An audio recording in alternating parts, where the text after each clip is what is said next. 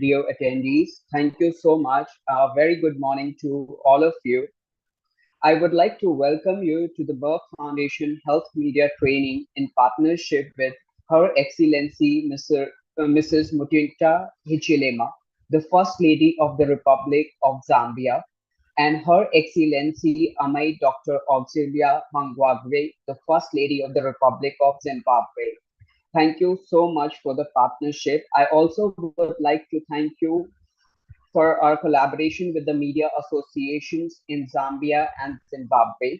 I would like to thank you, Zambia Union of Journalists. Thank you very much. And Zimbabwe National Editors Forum. Thank you very much. I also would like to thank you, Senator Dr. Rasha Kellett, CEO of Merck Foundation, for taking an initiative to organize the community awareness programs that includes Merck Foundation Health Media Training. Thank you, everyone, for being there with us. And now we'll start the Merck Foundation Health Media Training. We are thrilled to have you all here today. Let's begin with a powerful video that highlights the story of Jacqueline Munde, a woman who courageously faced infertility stigma. Can we have the video, please, Bhavesh?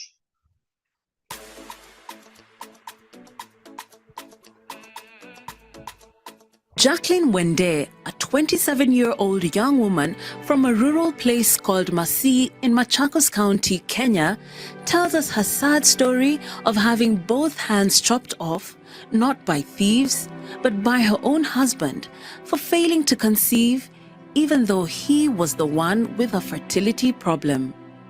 Mandi ndio nilisikia akigonga mlango akiniambia Jackie nifungulie. Niliachana na chakula nilikuwa nakula, nikaamka nikaenda nikamfungulia. Kitambo nimfungulie ndio alikata hii mkono. Nikaanguka hapo chini na akanifuruta nikaenda nikaanguka huko chini. Kitambo nianguka huko chini alikuwa ananikata kichwa na mikono na uso na akanidunga hapa na kisu na hiyo panga alikuwa nayo. Aliponichapa nilimuuliza, kwa nini Ngila unanichapa? Utaniua peke yako. Akanyamaza akaniambia, leo ndio siku yako ya kuongea, hautaongea tena maishani. Merck Foundation came to the aid of Jacqueline through the Merck More Than a Mother campaign. She was provided with a new home and a supermarket to enable her to earn a steady income and become independent.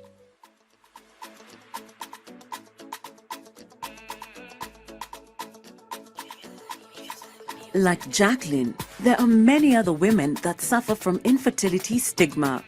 Merck Foundation works closely with partners to empower them to be heroines of More Than a Mother movement.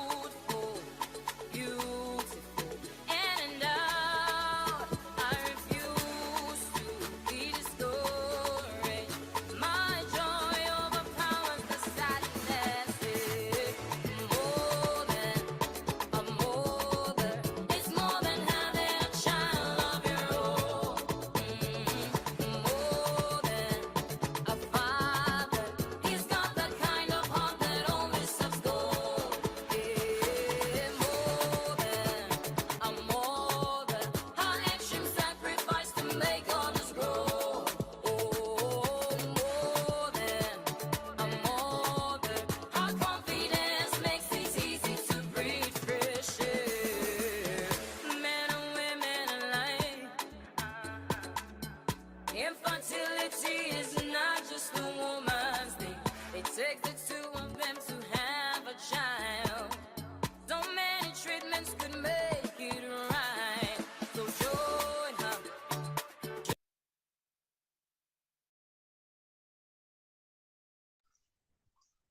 Thank you, Bhavesh. Our attendees wanted to see the video in the full screen next time. Thank you so much for playing the video, and I hope that story resonated with all of you, and this is really heart-touching story. And also I would like to tell you this is very special health media training, because this is the first time that we'll talk about a session of mpox during the health media training, presented by a very prominent expert from Africa. So this is very special. this health media training.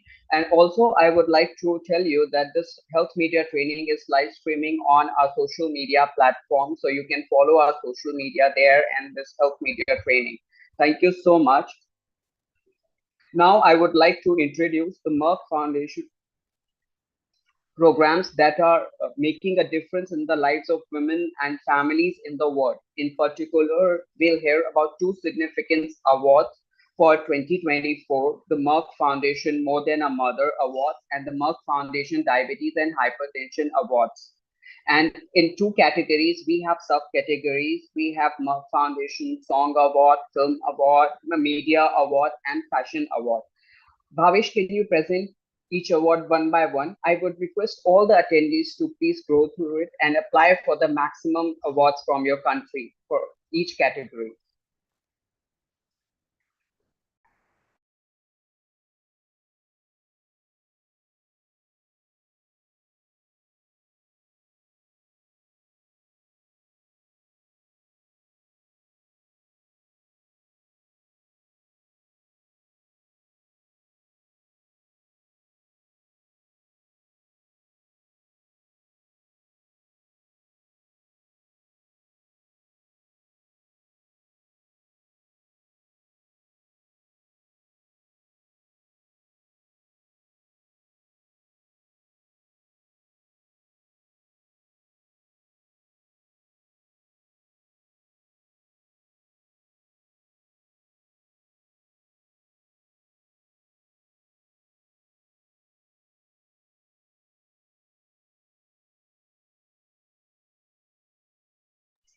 Thank you, Bhavesh. I request all the attendees, media representatives there, please share your entries with us in all the awards. We would like to see you win from your country. Thank you so much, Bhavesh. Now we'll watch a short promo of the Merck Foundation TV program, Our Africa by Merck Foundation, which raises awareness of various health and social issues. Can we have the promo, please? Senator Dr. Rasha Kelej and creator of Our Africa TV show. All Africa will be part of our show.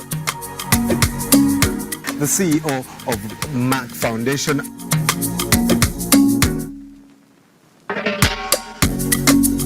We want to support girls' education.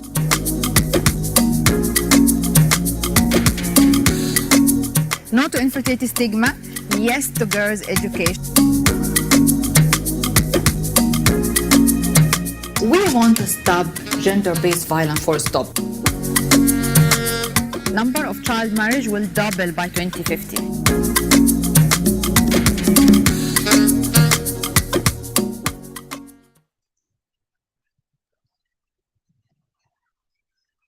Thank you very much. Let's begin our today's health media training to invite our first speaker of the day. We are honored to have Dr. Mungove G. Macharie, a consultant obstetrician and a gynecologist from the University of Zimbabwe. Dr. Macharie will be discussing the link between infertility and infectious disease with a special focus on male infertility. Please welcome Dr. Mungave. Thank you very much, Shama, for introducing me. Your Excellency, Mrs. Ichelema, First Lady of Zambia, and Your Excellency, my Dr. Auxilia Mnangagwa, First Lady of Zimbabwe, Senator Rasha Kelej, CEO of Merck Foundation, More Than a Mother, and all present. It's my pleasure to go over this talk on infertility prevention and the link between infertility and infectious disease, and also male infertility.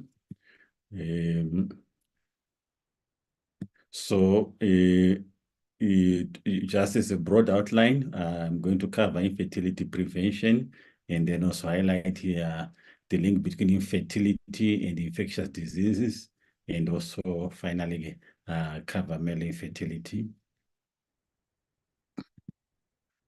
So what's important to emphasize is that infertility is not a stigma. it should be accepted like another illness or condition which people suffer from.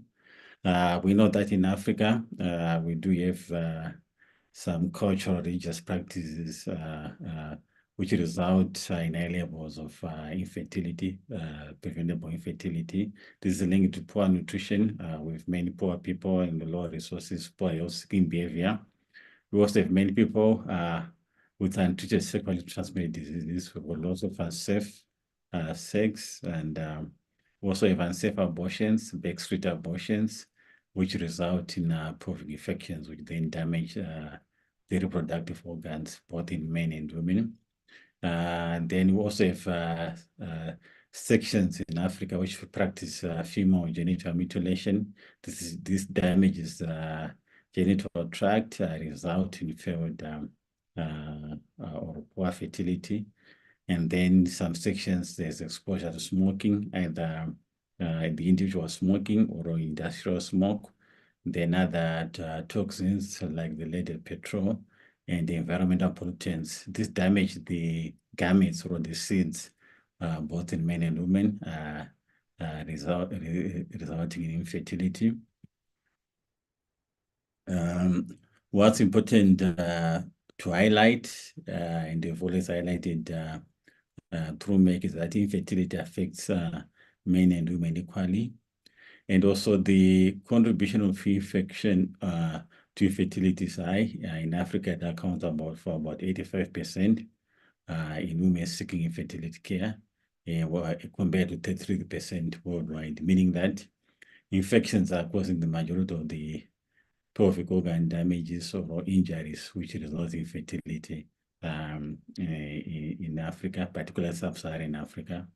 So untreated infections lead to infection, or even delayed treatment leads to infertility. So it is important that both men and women have regular checkups and are quickly treated if there were signs of reproductive organs infections. So people, in particular women, should not shy away from going to the clinics.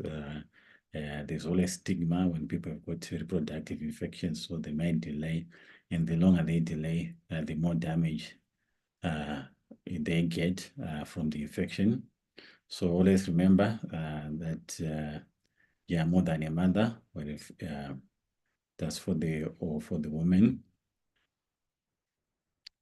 So infertility is not a stigma. We always need to always highlight that, and this is a very important line to always emphasize on, because often people with infertility tend to feel like they are outfits in society. So in terms of pelvic inflammatory disease, which is really the infections which affect the reproductive organs, two bugs, namely chlamydia and gonorrhea, are the commonly implicated. These are very prevalent, particularly in sub-Saharan Africa, and they tend to just spread without causing much infections, but they damage the tubes and the uterus and the ovaries, resulting in sometimes permanent damage, which results in infertility. And sometimes also result in chronic pelvic pain, or due to tubal damage, the pregnancy might occur outside the uterus, a condition which we call ectopic pregnancy. Also, on the background is human immunodeficiency virus, HIV. It does facilitate many infections toward, and it results in more damage in the pelvic organs. So it reduces the body's immunity, and we have more chlamydia, more gonorrhea, and other pelvic infections. It also results in systemic illness. When the body is under lots of strain, in particular the female body, it shuts off reproduction. Reproduction becomes really like an unnecessary activity. So all the energy is diverted to crucial systems which maintain survival. So any illness resulting in severe weight loss, stress will shut off reproduction. HIV does increase pelvic inflammatory disease, And the other even diseases, which usually don't affect the reproductive organs, but because of HIV, they end up affecting them, in particular tuberculosis. HIV itself can alter the hormonal function of the body and result in failed ability to conceive. So it's important to always emphasize that infertility affects men and women equally. So hence the need to always practice safe sex, avoid being promiscuous, and always using a barrier protection to avoid infections. So both the men and women infections really damage the reproductive organs. So what are the strategies which can employ to increase the chance of becoming pregnant? People need to remain healthy. And for us in particular, who stay in the towns, our environment won't allow us to have physical activity. So it's important for people to be intentional about their exercise. They really have to set aside time to exercise. So you need moderate exercise. We usually recommend at least 2 hours a week, where they are doing it once or doing it a couple of days a week. But they should be a minimum of 2 hours a week of exercise. And then for those wanting to lose weight, they probably need to do at least 4 hours per week. So regular exercise is very important. Of course, on the extreme, intense exercise will shut off reproduction again. Once the body is under lots of stress, it will, sorry. Once the body is under lots of stress, it shuts off its reproductive function. So for those who are like the athletes who do intense exercise, they end up not ovulating, and they also not going for their period. So we need to moderate. Then it's important to eat a balanced diet, and the balanced diet must also be healthy, which is really with all components, with all nutritional components. So being underweight will shut off reproduction. Being overweight can also shut off reproduction. So in particular for obesity is associated with inability to ovulate. Eggs won't be released. Likewise in men again, sperm production is impaired when people are overweight. So keeping a healthy weight is very important for both men and women. Smoking is a no-no when it comes to infertility. Smoking affects the eggs, what we call the ovums in the ovaries. They won't be developed adequately, and they don't usually reach good maturity. And the hairs which push them along the tube, which is called cilia, is also affected by smoking. So smoking has got a negative impact in women, and the way so for men is it also affects sperm production and sperm movement. Likewise, alcohol, excessive alcohol intake also damages function of the gametes, which these are the seeds. For women, these are the ovum or eggs, or for men, these are the sperms. They are affected by alcohol consumption. So alcohol is a toxin.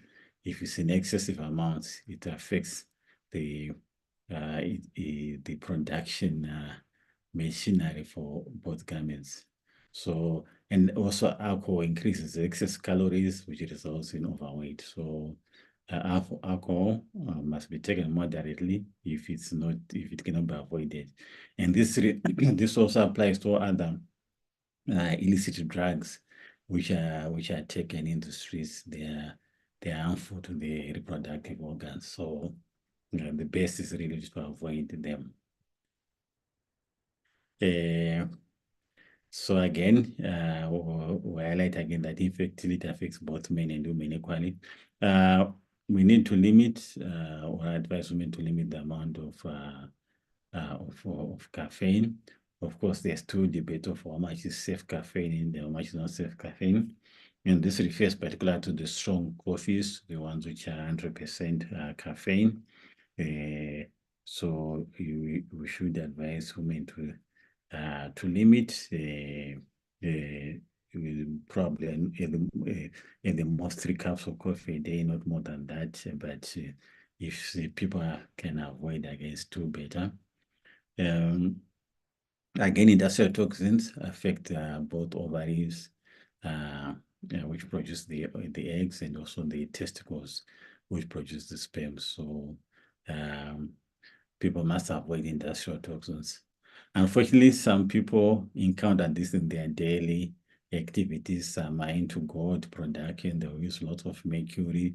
Some are in the paint industry, and they're exposed to this. But it really becomes the duty of the industry themselves to have some occupational safety checks to make sure their workers are not overexposed.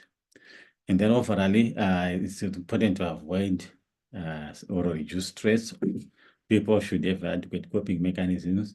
The hormonal axis, which works for fertility, starts from the brain, where the hormones are produced, which drive the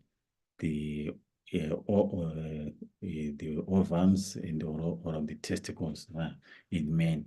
So if there's anything affecting or excessive stress, that tends to affect the whole system, resulting in poor reproduction. So it's important for people to have good coping mechanisms, either by way of exercise or other having other relaxing, healthy habits. So when you go to men, it's important really to emphasize awareness about male infertility, because often the male partner is not considered or is not seen during fertility evaluation. So men are called to production, and they also could be the one responsible for the infertility problem. So we do now tend to see people as couples, so that it tests both of them and know whether this is a male factor or it's a female factor, or whether it's a combined factor. So the contribution to infertility is almost half to half, and we need to know that in the peak reproductive age of almost 20 to 45 years, infertility is one of the most common conditions.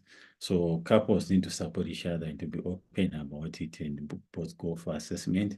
The attitude is changing, but we still need to continue raising awareness so that men become equal partner in seeking reproductive health care, in particular in addressing the fertility problem.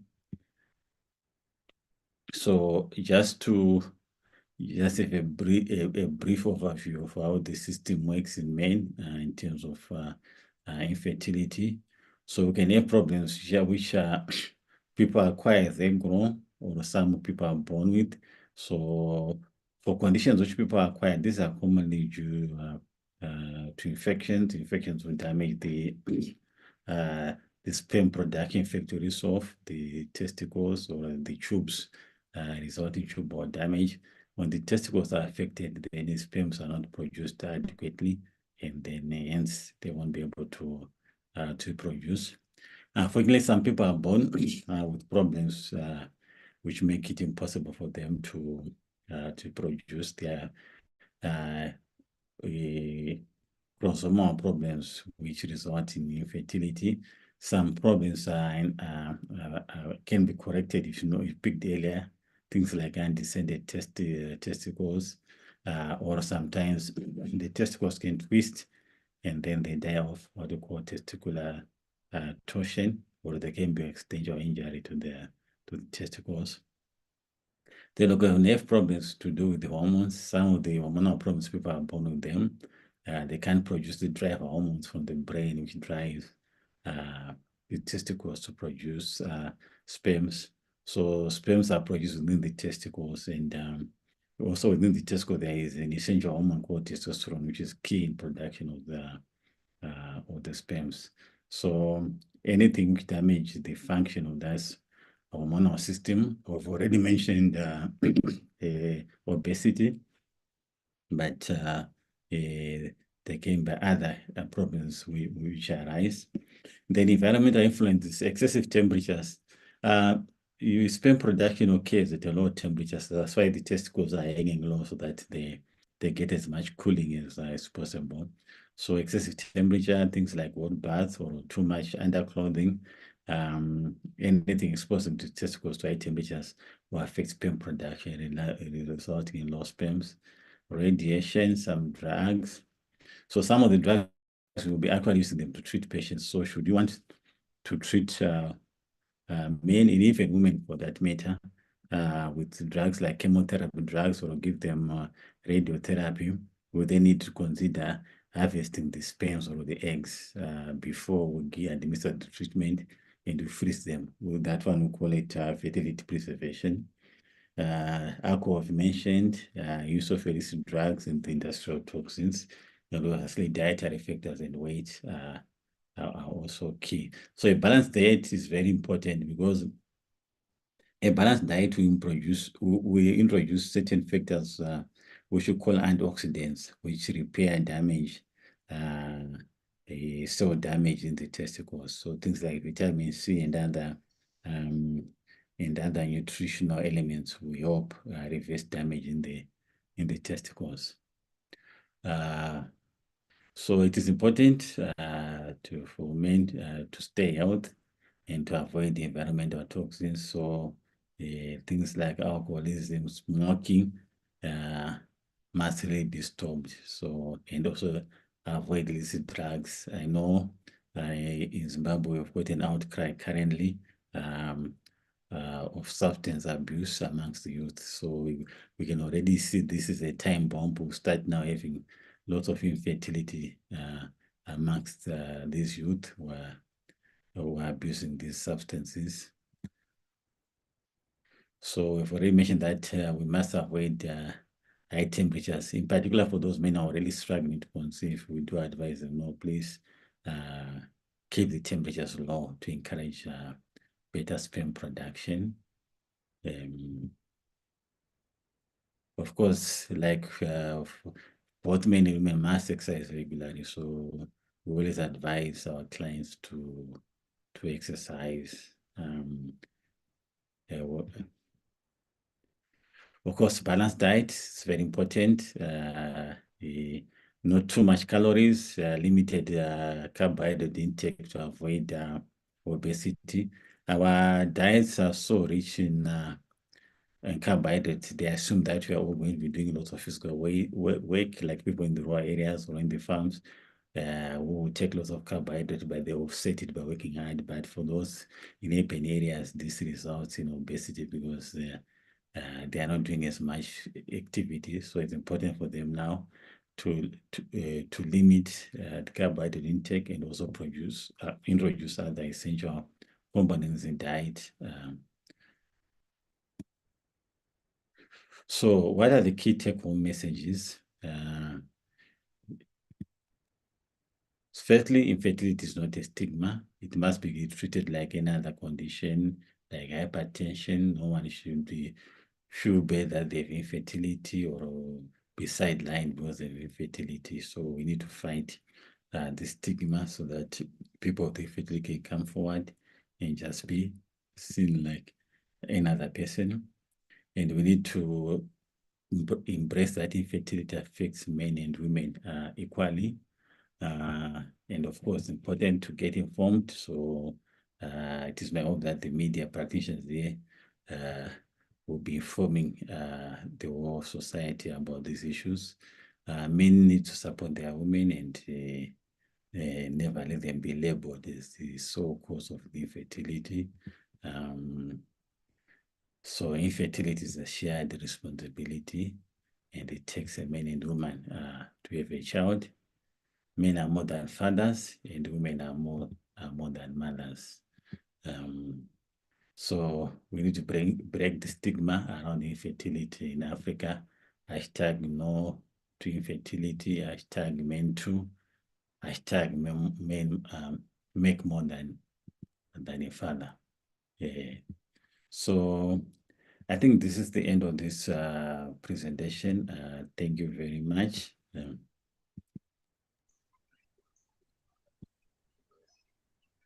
Thank you very much, Dr. Mugabe. Thank you. It was an insightful session. And you also reminded me a very important quote by Michelle Obama.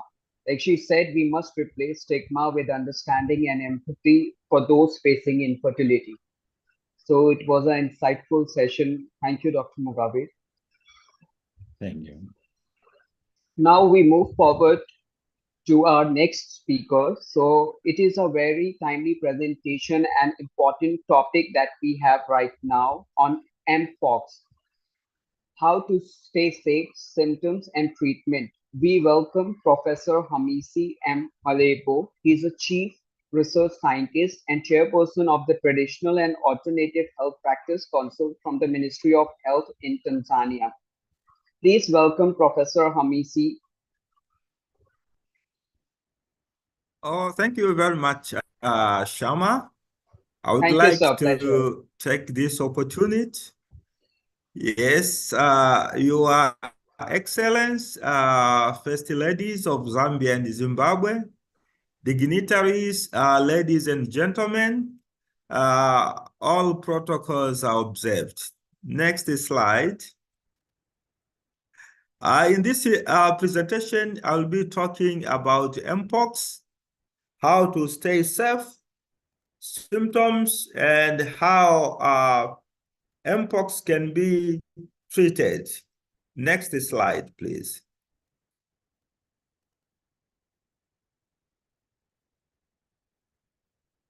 Next slide. This is about the presentation outline. Next slide. Yeah, I would like to define what is mpox. Mpox previously was known as monkeypox.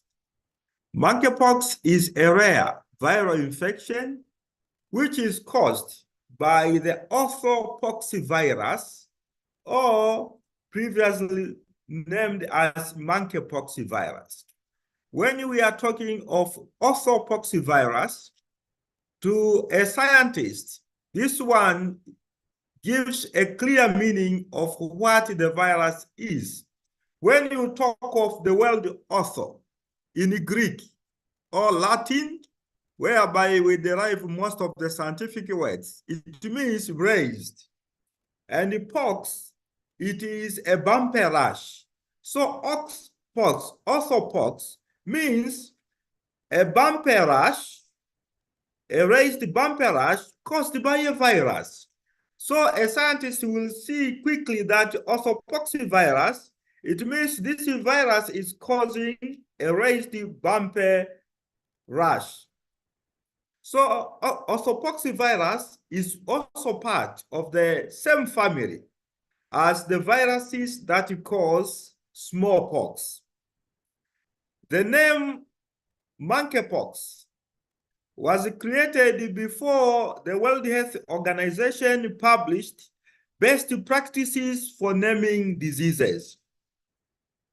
But scientists and experts at the moment are pushing, since the start of the recent outbreak, to change the name in order to avoid discrimination and stigma that could steer people away from testing and vaccination.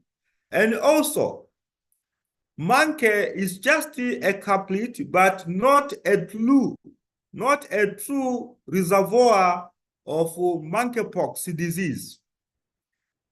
In this disease, infected persons with mpox often get a rash along with other symptoms. The rash will go through several stages, including like scabies, before healing. I've tried to illustrate here to show that what is a monkeypox or mpox.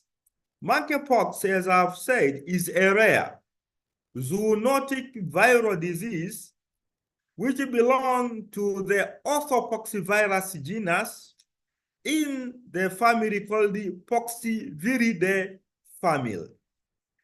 Pox refers to the rash. I will define in a later slide. And when we talk of zoonotic diseases, it means these are the type of diseases which spreads from animals to humans. And the genus orthopoxvirus includes the smallpox virus, which is called the variola, vaccinia virus, cowpox virus, and mpox virus. Please note the word pox on all these viruses, and I will define in the later slides. Next. Next slide, yes. Now, infection with mpox. How mpox started?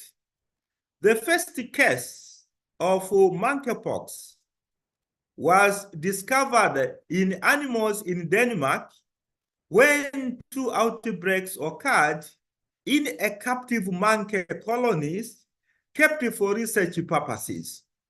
Hence, the name monkeypox was coined, and this was in the year 1958. In 1970, 12 years later, the first case of the viral infection in humans was recorded in the Democratic Republic of Congo, DRC, in a 9-year-old boy. Since then, the disease has become more or less endemic in Central and West Africa. Taking note that monkeys are not exactly the culprits to blame, because the virus also occurs in other animals. It is because the virus was first identified in a monkey colony used for research in 1958. That's why the name monkeypox was coined. But the word pox refers to any disease that produces a rash of pimples that become pus-filled and leave a pock marks on healing. Hence, the name monkeypox, smallpox, chickenpox, etc. So pox is a rash, a raised rash, which is a fluid filled, which later on becomes pus. And when it heals, it leaves pock marks on the skin. That is how we classify poxviruses or orthopoxviruses, which cause monkeypox, smallpox, and other pox-related infections. Next. When it comes to the source of the infection, although small wild animals in West and Central Africa, such as the rope and sun squirrels, giant poached rats, and African dormice, where mpox is endemic, the virus is found naturally in these animals. Direct or close contact with an infected animal, fluids or waste, or getting bitten or scratched by these animals is one way a person can be infected. And during activities like hunting, trapping, or processing infected wild animals in areas where mpox is endemic is also postulated to steer or initiate the infection. Next.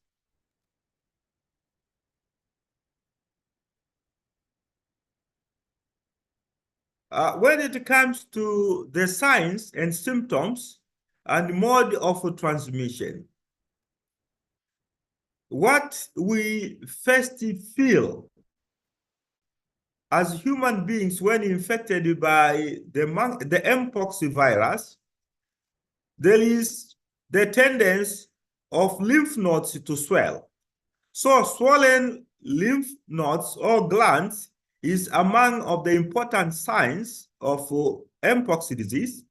The second important sign is muscle pain. Muscle aches occurs in several parts of the body, as shown in the slide. Then occurrence of fever. When fever occurs, it goes hand in hand with the headache. So a person will start feeling headache while the body temperature is rising. Following the onset of the fever, rashes will appear. And initially they will develop on the face before spreading to other parts of the body. An important incubation period with monkeypox. First symptoms appears between 5 to 21 days after infection, as opposed to chickenpox, which the first signs appears between 10 and 21 days of infection, whereas smallpox, first signs appears between 7 and 19 days of infection. As you can see, symptoms are solely rated. All of these diseases result into fever, rashes, and also appearance of the pox, the rash itself, which is raised, fluid-filled, and bumpy rash, appears to all this infection. But the difference is on fatality.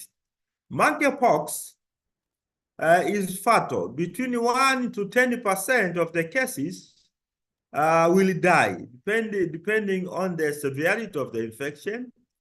Chickenpox rarely causes death, but smallpox is more fatal.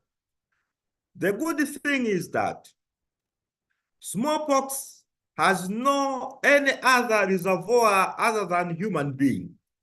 Hence, it was easily eradicated through the use of vaccines. Monkeypox is complicated by having various reservoirs. Different animals harbor the infection. Hence, we need to be prepared that this is a difficult disease to eradicate, not as simple as it was the case of smallpox. How does monkeypox virus spread? It can be through animal bite. It can be through eating products made of infected animals, like meat and animal products. It can be through direct contact with body fluid or rashes of an infected person. Or it can be from a human being through direct contact, rashes, body fluids, or lesions. It can be close exposure, face-to-face, or skin-to-skin contact, or droplets from nose of a person who is infected. Prolonged contact over 4 hours with an infected person also has been shown to cause the infection. And there is intimate kissing, sex, and multiple partners risk. These are the pathways which have already been elucidated to be responsible for the transmission of mpox. Next. When we are talking about risk factors and the vulnerable populations, risk factors result from direct contact with mpox rash, scabs, or body fluids from a person with mpox. Another risk factor is touching objects, fabrics or clothing, bedding or towels, and surfaces that have been used by someone with mpox. For example, door handles, touch surfaces in vehicles, in aeroplane, touch surfaces in public places, in banks, whereby an infected person with mpox have touched and lift the viruses which can be transmitted to another susceptible host. Contact with respiratory secretions or sexual contact with an infected person is among of the risk factors. Another risk factor is traveling or traveled to a country with confirmed cases of Mpox or where Mpox activity has been ongoing. Another risk factor is having contact with a dead or live wild animal or exotic pet that exists only in Africa or used a product derived from such animals, example meat, creams, lotion, or powders as animal products from these animals can result to infection if the animal harbors Mpox virus. The vulnerable population. Actually, looking at what is happening now in Central Africa and West Africa, we are seeing a lot of young children being infected. Young children are vulnerable due to immature immunity.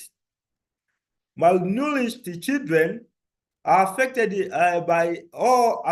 by other illnesses, are the most vulnerable to catching and dying from Mpox. Another group which is vulnerable to Mpox are the immunocompromised people and those who are suffering from chronic illnesses. Elderly persons aged above 50 years might experience more severe Mpox disease because of a higher prevalence of comorbidities. So another at-risk population all pet raisers, pet keepers are at an increased risk of Mpox infection, and healthcare workers. Next. Next slide, please. When it comes, back, sorry. Back slide. Back, not forward, back. Previous slide. Previous 2 slides.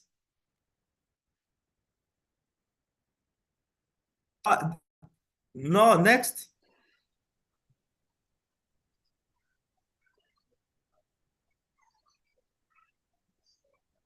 No, next slide. Forward, please. Yes, this is the right slide. Now, Mpox situation in Central and West Africa. Looking at this map, we are seeing quite a number of African countries whereby Mpox has been occurring in the past, and these are the Democratic Republic of Congo, Gabon, Central African Republic. These are endemic with clade 1 orthopoxy virus, which is highly infectious and fatal, whereby West African countries of Cameroon, Nigeria, Ghana, Cote d'Ivoire, Liberia, and Sierra Leone, also we are seeing endemicity of clade 2 poxvirus, which is mild, not compared to clade 1, which is endemic in the Democratic Republic of Congo and Central Africa. Now, the Mpox epidemic is currently sweeping through Democratic Republic of Congo, and it is spreading at an alarming rate, and it has been reported beyond the DRC's borders. DRC has reported the most people with mpox in the 13 African countries, reporting cases with a cumulative number at the moment of 19,667 of clade 1A and the clade 1B, which are concentrated in Central Africa, whereby 706 suspected cases have been reported.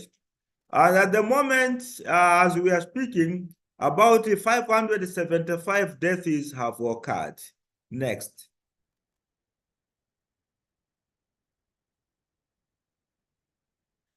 When we look at the mpox situation in Eastern and Southern Africa, in Southern and Eastern Africa, at the moment, there are about 367 confirmed mpox cases, including 3 deaths, which have occurred in 5 countries, including Burundi, which is leading in Eastern African countries with 328 cases, South Africa with 24 cases, Uganda with 7 cases, Rwanda 4 cases, and Kenya 4 cases. And this record is of September 2nd.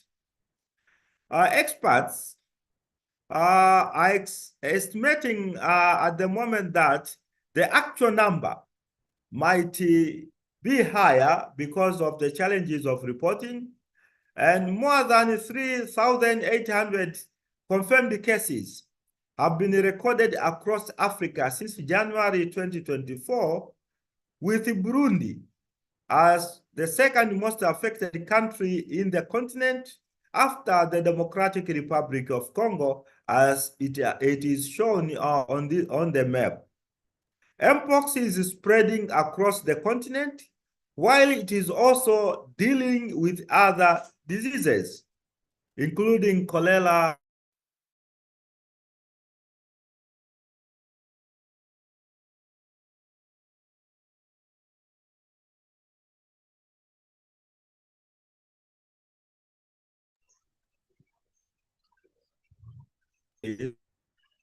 Hello.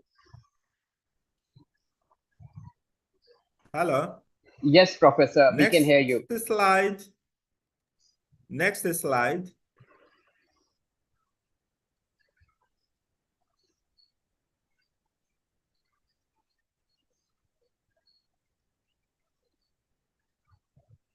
Hello, Shama. Yes, sir, please. Sir, this is the slide you want? Yes. Treatment and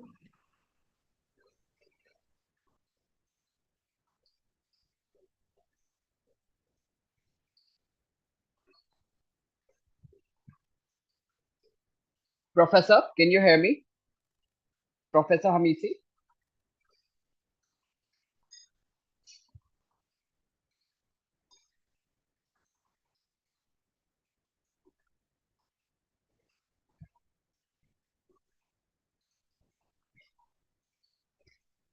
Hello, Professor Hamisi, can you hear us, please?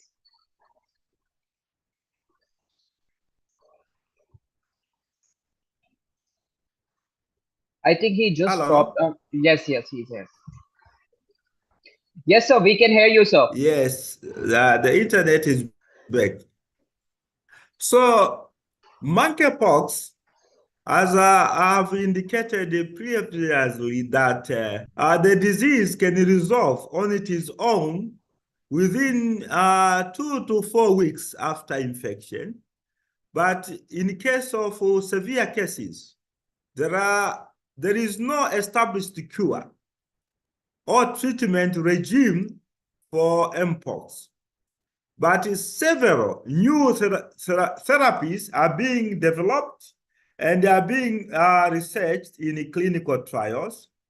And the treatment options to manage symptoms and prevent future outbreak include the use of antivirals and also the use of vaccines. There are, at the moment, some vaccines which have been approved in the European Union and Canada and in Russia. Smallpox vaccines have been shown to be effective in the control of Mpox. When it comes to avoiding contact with objects and materials that a person with Mpox has used or touched, this remains to be an important preventive measure at the moment. So when one is infected, do not share eating utensils or cups with a person with Mpox. 2, do not handle or touch the bedding, towels, or clothing of a person with Mpox.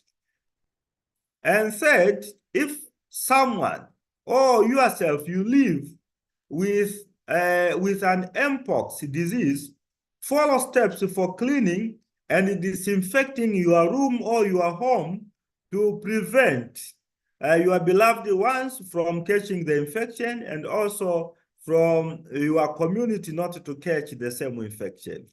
Next.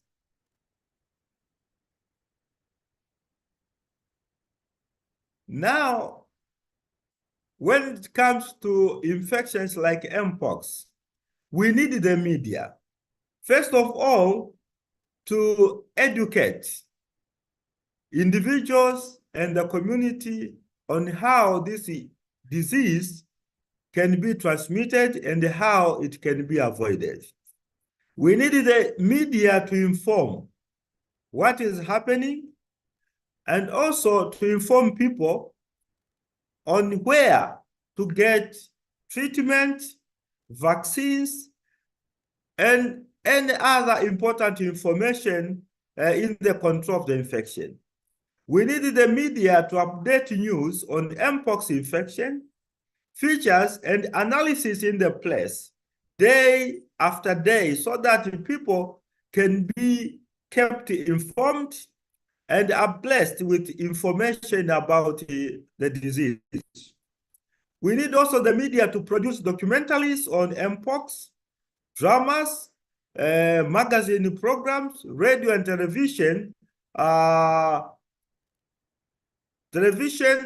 to inform people about the infection, how to take care of themselves and how to prevent themselves and their community from catching the infection.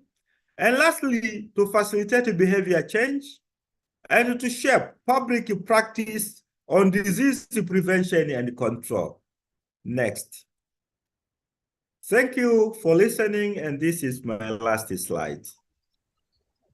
Thank you, Professor Amiti Mbebulu. Thank you so much for presenting the slides. And I'm sure that Mpox is a global health issue and our collective responsibility to fight the virus. So I would request all the media representatives here just write about it and spread awareness about it so that we can save ourselves and save others and save the community. Thank you so much, Professor Hamisi, for joining us. And the session was really exciting.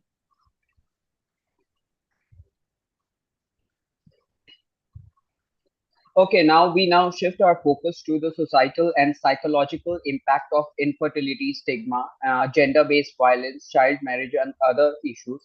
So I would like to invite Dr. Alinani Sikalwe. He's a consultant psychiatrist from Zambia. We'll also touch on the role media can play in creating community, sympathy, and writing inspiring stories. So I would like to welcome Dr. Alinani Sikalwe. Please present your presentation, please. Thank you so much, Dr. Sharma. Thank you. I will ride on the protocols already observed by the speakers who have spoken before me.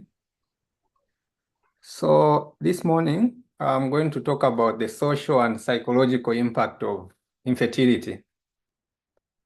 So in terms of how this discussion will proceed, I'll first define what infertility is, then look at how common it is. The causes will not go into details because Dr. Mgovi already talked about this. Then we'll look at gender-based violence, female genital mutilation, and child marriage. We'll further look at the social and psychological impacts of infertility, then the interventions and their importance. Then we'll conclude by looking at the role of the media. So what is infertility? Well, the World Health Organization defines infertility as a disease of male and female reproductive system that is defined by failure to achieve pregnancy after 12 months or more of regular and protected sexual intercourse. So from this definition, we can clearly see that infertility affects both males and females, unlike the popular belief that only females are affected. Also of note from the WHO definition here is the use of the words unprotected sexual intercourse, which must be regular. So unprotected, it means the couple or whoever is involved in that sexual intercourse should not be using barrier methods or other methods of contraception for it to amount to infertility. And the sexual intercourse must be regular in the sense that it must be performed at least 3 times in a week. Infertility is very common, not just in Africa, but worldwide. According to the WHO 2022 Global Infertility Prevalence Report, it estimated that approximately 1 in 6 people have experienced infertility at some stage in their lives. So the estimated lifetime prevalence is about 17.7% worldwide, and the estimated period prevalence is 12.6%. So these are world figures for the globe, not limited to any particular country. So Dr. Alerani, just one request. You can move your slides. Okay. Do you want us to? Please. Bhavesh, can you please handle Dr. Yes, please. This is the slide. Dr. Alerani, please guide us which slide you are on. Let's go. Let's move.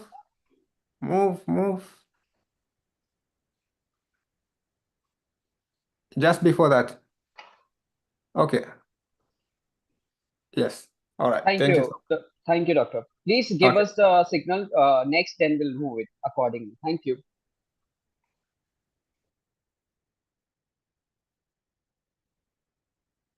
All right. So I was talking about the prevalence, the global prevalence of infertility. So approximately 1 in 6 people have experienced infertility at some stage in their life. And the estimated lifetime prevalence, so by lifetime prevalence, I mean the proportion of a population who have ever experienced infertility in their life. So that prevalence, people have ever experienced infertility in their lives is 17.7% globally, according to this World Health Organization report. Then the estimated period prevalence. So period prevalence is the proportion of a population with infertility at a given point or interval in time. And this time may be current or past. So this report was looking at the prevalence between 1990 and 2021. So about, I think that's about 31-year period. So the point prevalence was found to be 12.6%. Next slide. Yeah, so as we can see on this slide, there are regional differences there in terms of prevalence. And of note is the figures that we can see. Africa ranks highest when it comes to period period infertility prevalence between the 1990 and 2021, that period that was analyzed in this study. So the take-home point here is that infertility is quite highly prevalent worldwide, but more especially so a concern for Africa. I think we heard from the presentation by Dr. Mugove, who explained that infectious diseases, untreated infectious diseases could contribute to this high prevalence in Africa. Next slide. Okay. Now we look at the causes of infertility. We won't go much into the causes because my colleague, Dr. Mugove, already talked about this. But suffice here to mention that, to emphasize that infertility occurs in both males and females. So the causes are male and female factors. So infertility can be primary or secondary. Primary means that the person has never achieved, or the couple has never achieved pregnancy. So that's primary infertility. Secondary, there has been one prior pregnancy. At least one prior pregnancy has been achieved. Then after that, it becomes difficult to fall pregnant. So next. Okay, so those are some of the male factors. We won't dwell on this. We have already talked about this. Dr. Mugove Mazire talked about this. We move to the next slide. Okay, so those are some of the female factors. Again, Dr. Mazire talked about that. Next slide. Okay, yes. So yeah, so the emphasis here, as you can see from the charts there, equal prevalence in males and females. Then other factors are mixed. It could be both male and females. Then the rest are unknown. But the point here is that it's not just a female problem. It's a problem that affects both sexes. Next slide, please. Okay, now we look at some problems, social problems that are associated with infertility. And one of these is gender-based violence. I will borrow a definition from the Anti-Gender-Based Violence Act of Zambia. This is a law that was enacted in 2011. There is a similar law in Zimbabwe, and it's called the Domestic Violence Act number 14 of 2006. It's found in chapter 516 of the laws of Zimbabwe. These two statutes have similar provisions. So what I will be talking about from the Anti-GBV Act of Zambia is also found in the Domestic Violence Act of Zimbabwe. So these two acts have defined gender-based violence as any physical, mental, social, economic abuse against a person because of the person's gender.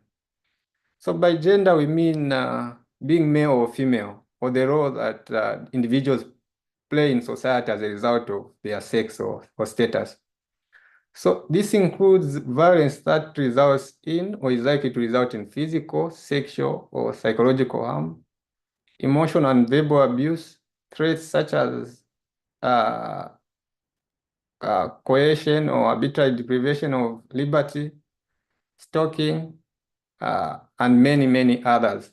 So these acts can occur in public or in private. So some of the examples of verbal or emotional abuse as a form of gender-based violence include insults, ridicule, name calling, and this can be very common when it comes to people who are infertile. So they might be receiving ridicule from other members of society.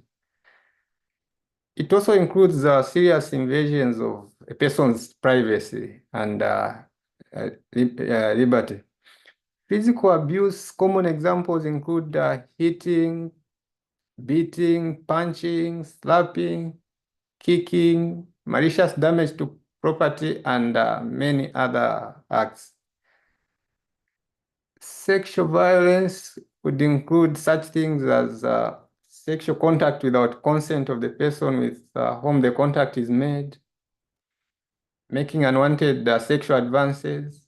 It also includes cultural or customary practices such as female genital mutilation, forced marriage, sexual cleansing, child marriage, forced spouse inheritance, and many other examples. The sexual abuse act of the Domestic Abuse Act of Zimbabwe actually defines sexual abuse as including any conduct that humiliates, degrades, or otherwise violates the sexual integrity of the complainant.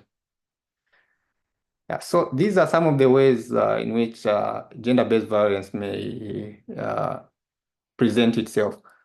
We go to the next slide and look at some of the figures, what we has been observed so far, not only in Zambia, but also in Zimbabwe. So according to the Zambia Demographic and Health Survey, which was published, I think, since 2018.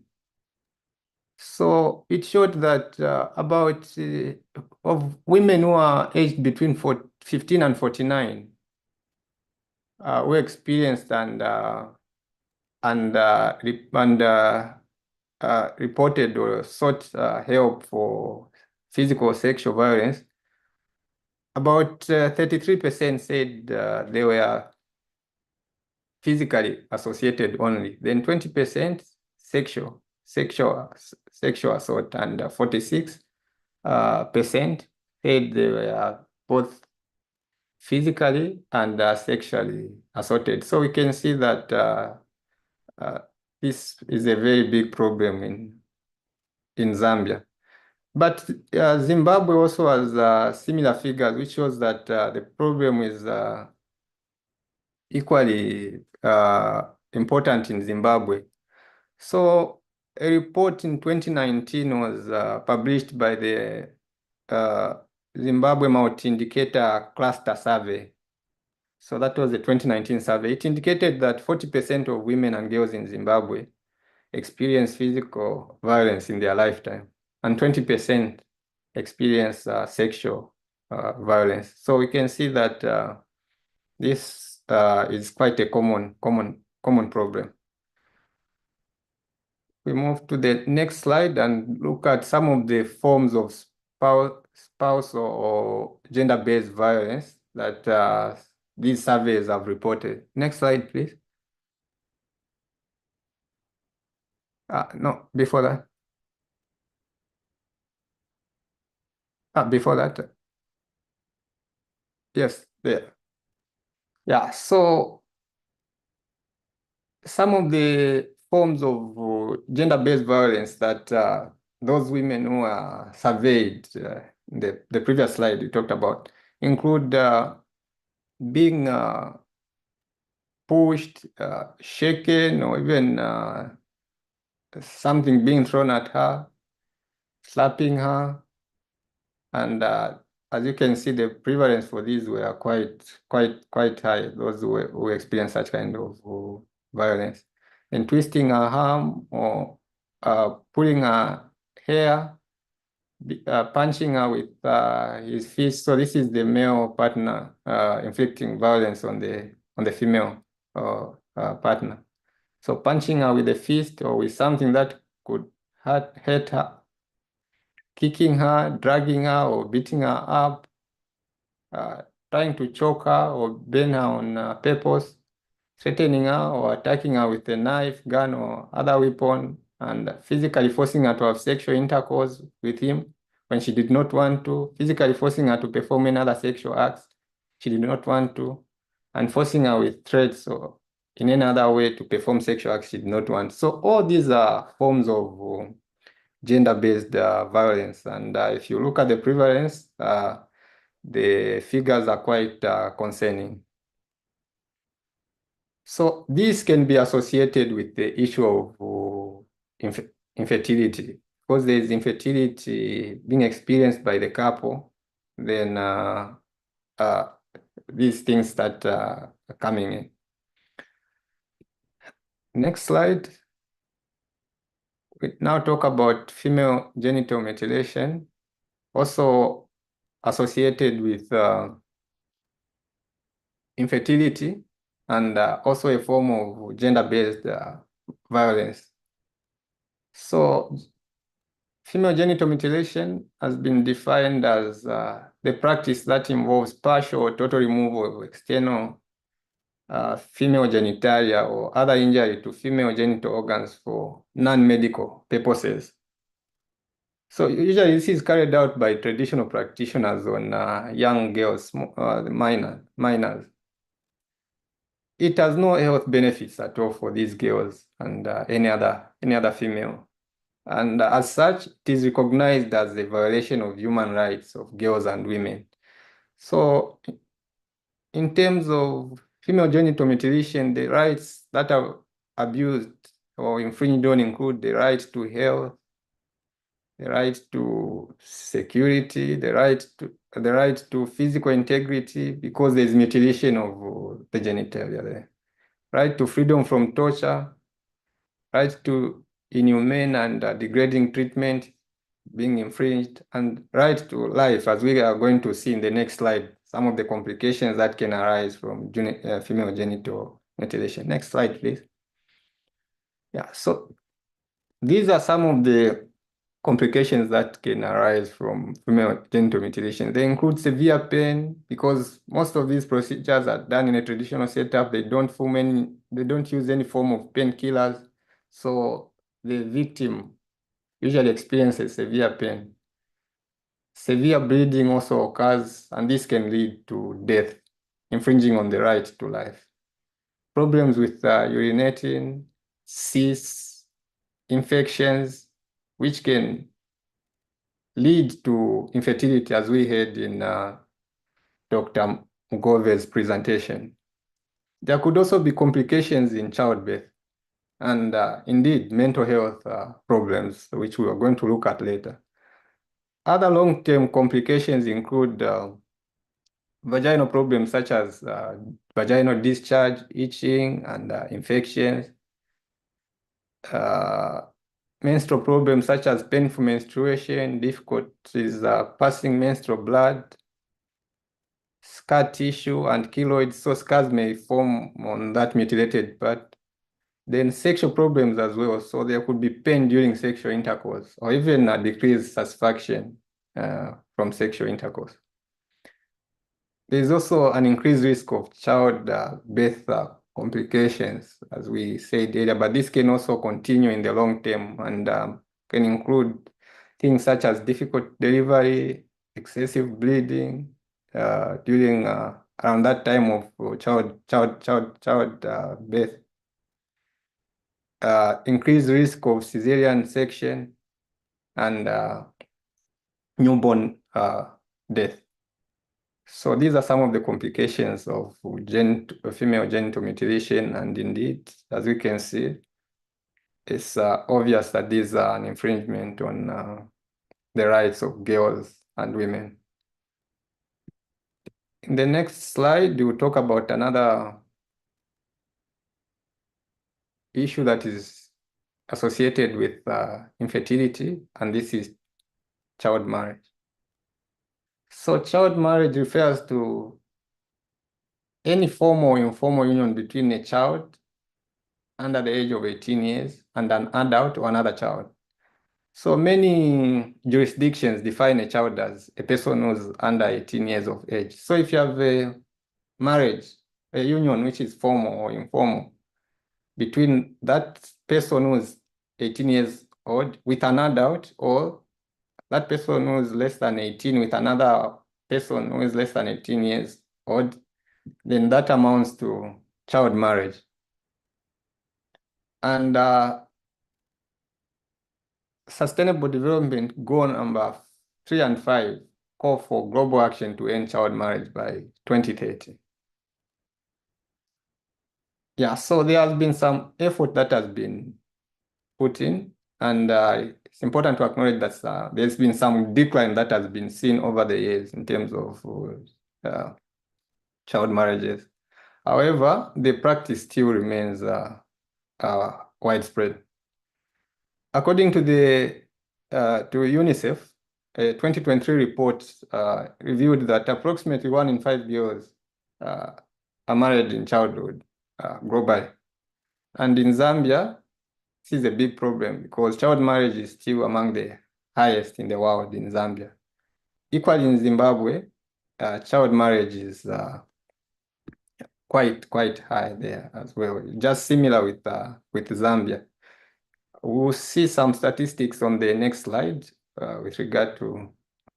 So as you can see on this slide, according to the Zambia Demographic and Health Survey, women who were surveyed, those who were in the age of 20 to 24 years old, 42% revealed, that was in 2002, revealed that they were married before the age of 18.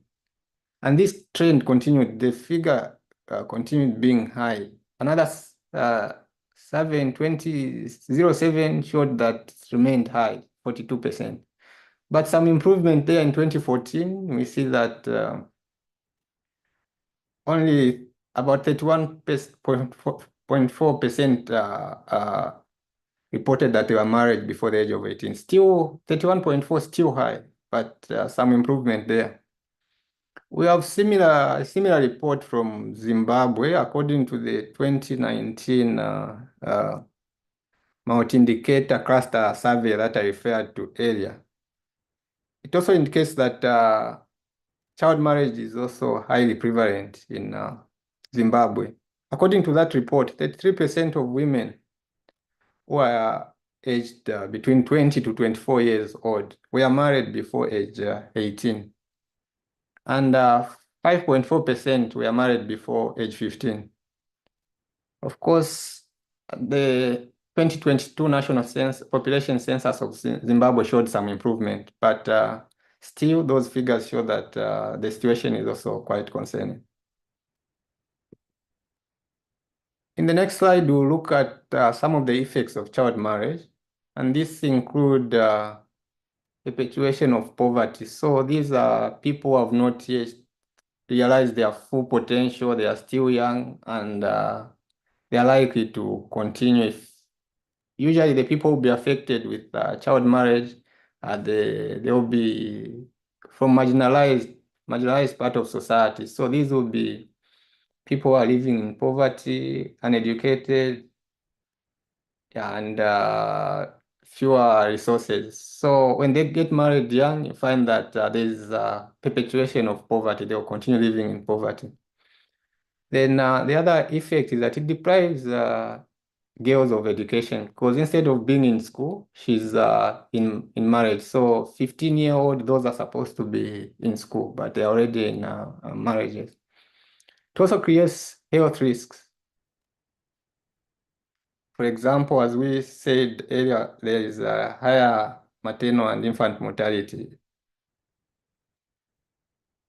Then it also increases the vulnerability of girls. So the younger the person is at the time of marriage, the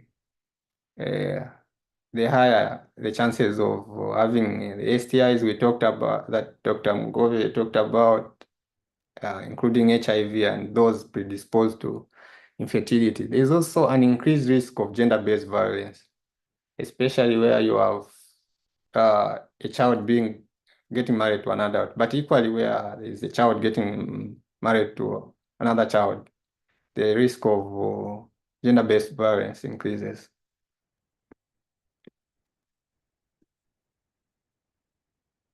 Now we'll move to the next slide and look at what some of the social and psychological impacts of infertility and related matters that we've talked about. What are some of the social and psychological impacts of those problems that we have just talked about? So the impact is not just psychological, but also social. So by psychological, we mean that which affects or arises from the mind or emotions. And social, it involves interaction of an individual with others or society. So there's a spectrum of emotions and reactions when facing infertility and related problems. And in the next slide, we'll look at some of these problems that arise from infertility. So infertility related distress can be grouped in various themes, and these include anxiety, mood disturbance, threat to self, threat to the couple, and weakened social support. So in terms of anxiety, we find that people with infertility might be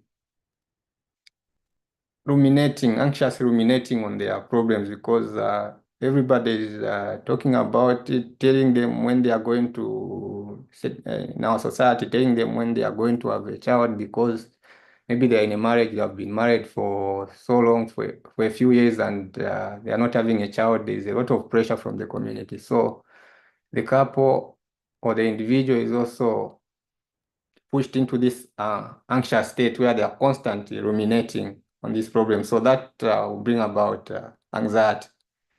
And the person might even start avoiding others, avoiding situations where they know that they are likely to be asked about when they are going to have a child.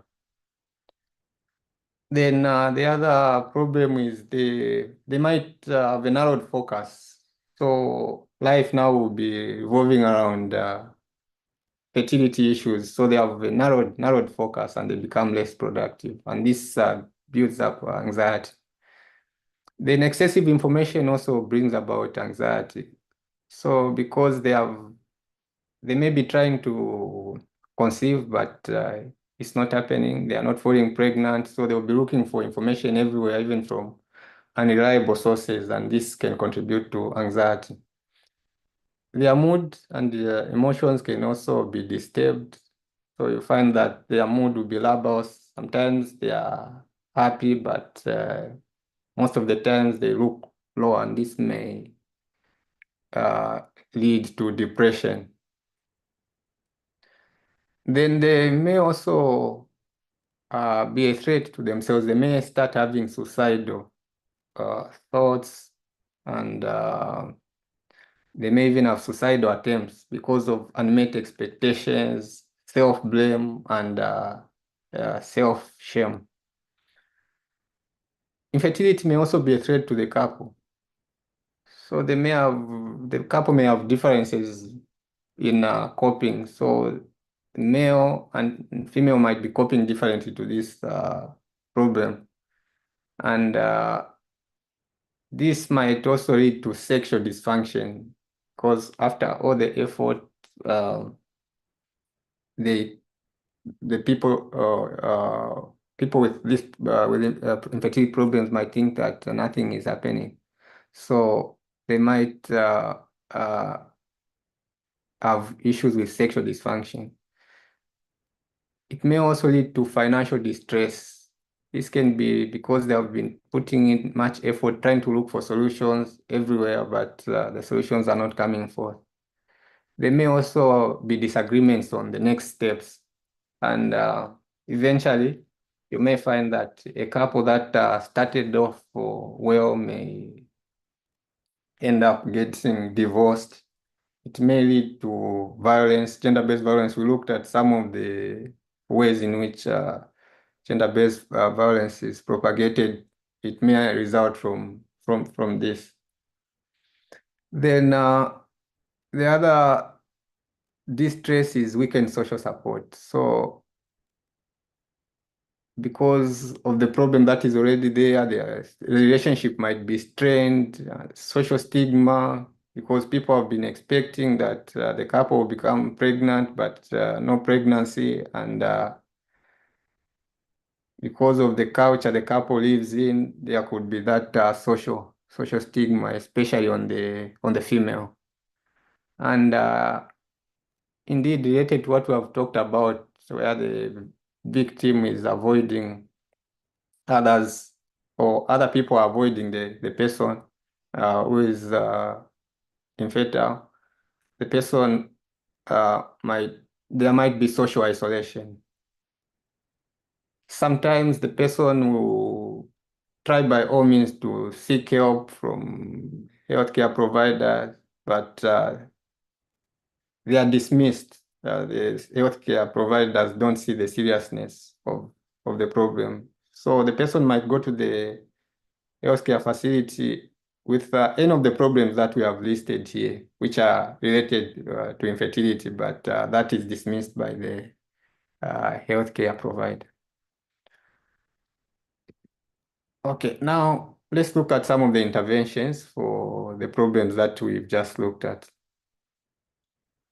So to holistically treat people with infertility, we need to take what we call a biopsychosocial approach. By biopsychosocial, we mean the interventions must be all-encompassing, including the biological or medical approaches, psychological, and social approaches. So Dr. Mugove dwelt much on the medical approaches of managing infertility, and these include medication, surgical approaches, and assisted conception. I will not go into detail explaining this. I think Dr. Mugove did a very good job here. Psychological approaches include therapy. So psychotherapy such as infertility counseling, relaxation techniques for anxiety, and the other problems we talked about, anxiety and depression, self-help, interpersonal therapy, and cognitive behavior therapy, or CBT, is very effective for depression, anxiety, and other problems that we talked about. Social interventions include couple counseling, as well as supportive social interactions.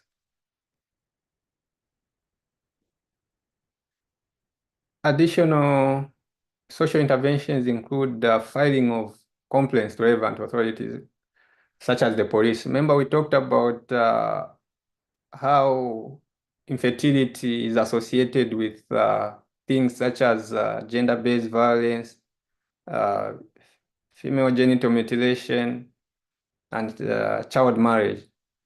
So according to the many national laws, but especially the laws in Zambia and Zimbabwe, the ones we looked, I referred to earlier, the Anti-GBV Act of Zambia and the Domestic Violence Act of Zimbabwe, both laws encourage victims of gender-based violence or domestic violence to launch a complaint to relevant authorities such as the police. So these are some of the social interventions that can be taken. The victims can also obtain a protection order from the courts of law. So a protection order will work to the effect that it will give protection to the victim so that the perpetrator of the violence does not have access to this victim. So the perpetrator of the violence, for example, might be told not to come anywhere near the victim. It could be the victim's home, the victim's workplace, so the order might give such stipulations. So who can file this complaint or protection order? So anyone.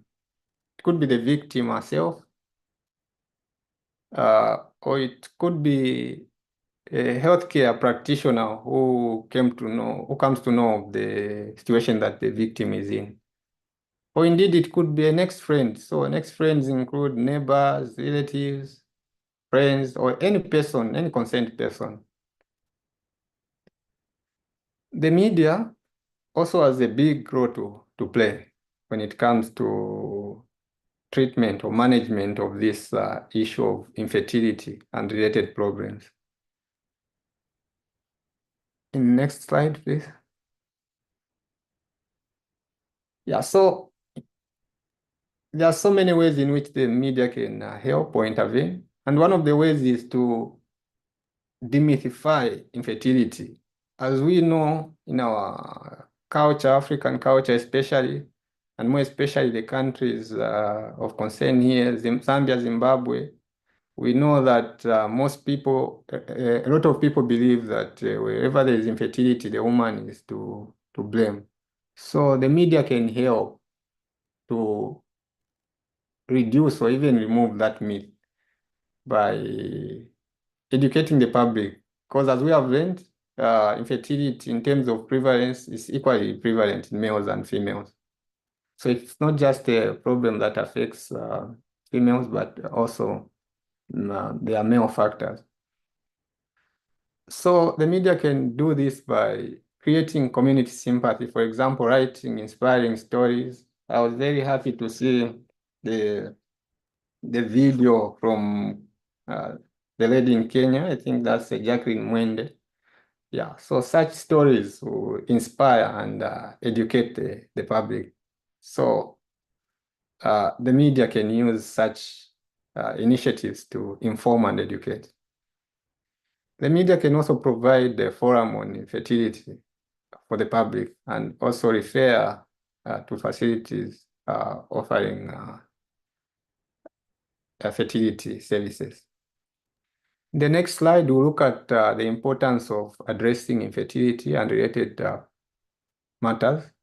So addressing infertility and related matters is a key component of promoting sexual health and reproductive rights.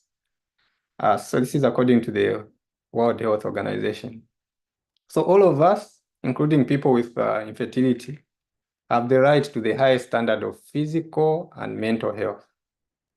And one of the sustainable development goals I referred to earlier, sustainable development goal number 3 and 5, state that number 3 says that we need to ensure that people have healthy lives and promote a well-being for all at all ages. And number 5, the goal is to achieve gender equality and empower women and girls. So both the healthcare system and the media have a big role to play in this, the issue of infertility and the related matters that we've talked about today. In conclusion, infertility and related matters are a common problem worldwide, and failure to address them can result in psychosocial distress. So interventions to manage problems should be holistic, based on the biopsychosocial approach, and both the healthcare system and the media have a big role to play in managing these problems.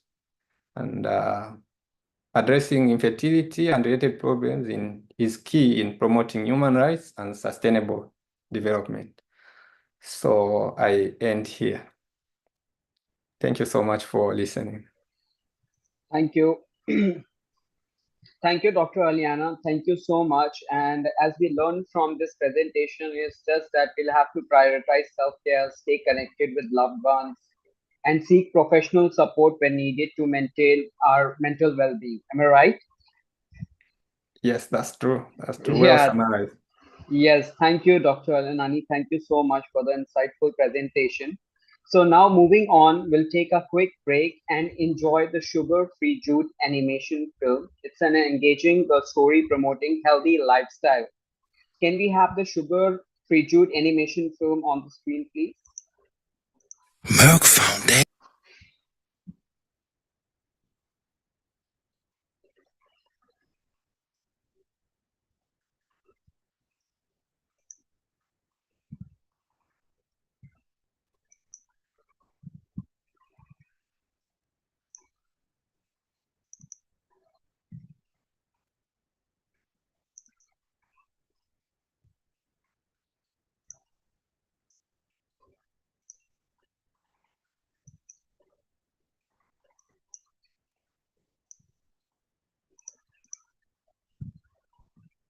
Can we have the film, please? Yes, sir.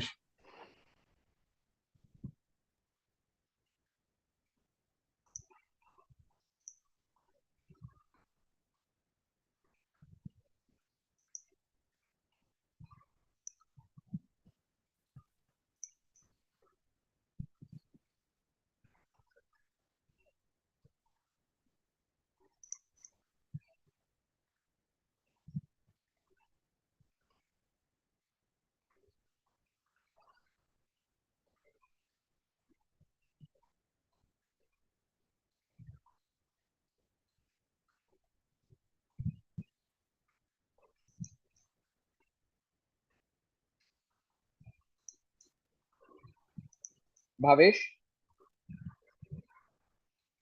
Yes, Harsh. Actually, the screen is not. Yeah, we can see it. You can just play it, please. Yeah.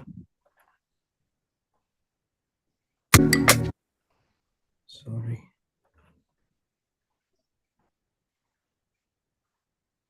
Merck Foundation. No more diabetes. Reverse diabetes. Goodbye diabetes. It's morning rush time to school, and Jude is about to take a big bite into his breakfast on the go. Jude loves donuts, especially sugar-coated ones. I love the taste of sugar on my donuts. It makes my morning sweet with this juice combination. Jude, don't you think your eating habits are too unhealthy? I am worried about the rate at which you consume sugar products.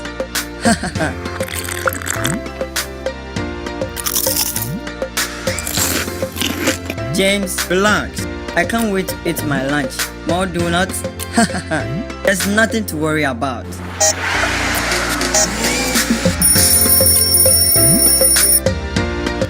Jude was not bothered about James' concern. He went on eating more sweet foods day after day. As the days passed by, Jude started noticing something quite unusual. My goodness, not again. Jude would wake up several times at night to wheelie. It was so uncomfortable. Not only that, but he also noticed that he would wake up very thirsty. Jude would need to drink water multiple times during the day as well as night, and this also meant using the washroom several times. Oh my god, this is so destructive and shameful.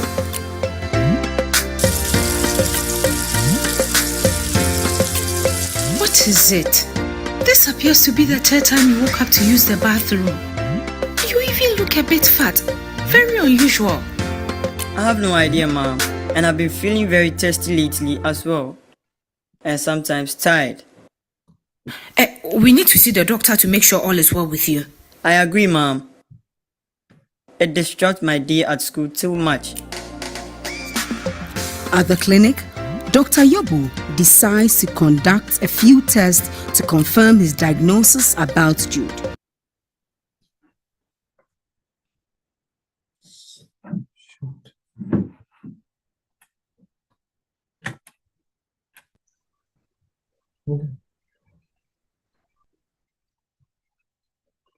Bhavesh? Yes.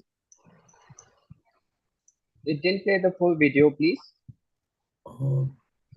Actually, it play. The full video was played in my laptop. Should I share Yes, it again? please. Yes, Yeah. please. Okay. I'm so sorry for this technical glitch.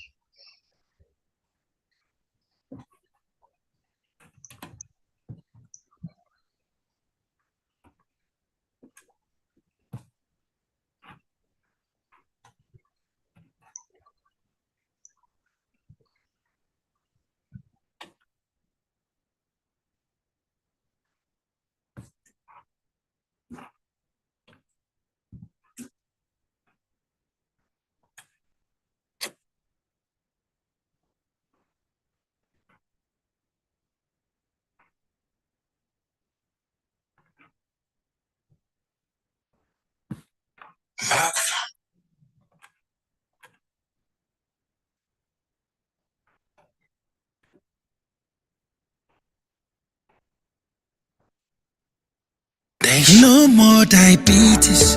Reverse diabetes. Goodbye diabetes. It's morning rush time to school, and Jude is about to take a big bite into his breakfast on the go. Jude loves donuts, especially sugar-coated ones. I love the taste of sugar on my donuts.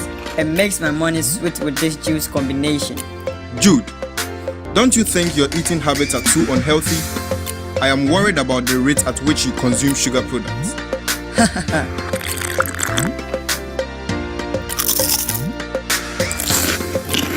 James, relax. I can't wait to eat my lunch. More donuts? There's nothing to worry about.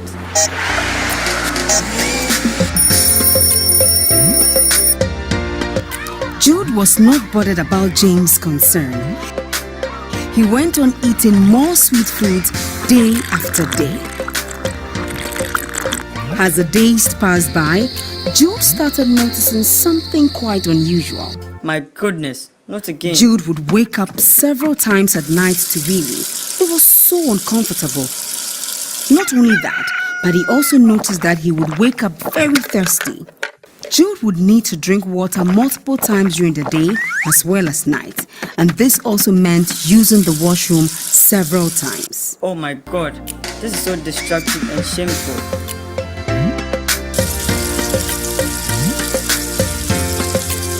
What is it? This appears to be the third time you woke up to use the bathroom. You even look a bit fat. Very unusual. I have no idea, Mom. And I've been feeling very thirsty lately as well. And sometimes tired. We need to see the doctor to make sure all is well with you. I agree, Mom. It disrupts my day at school too much. At the clinic, Dr. Yobu decides to conduct a few tests to confirm his diagnosis about Jude.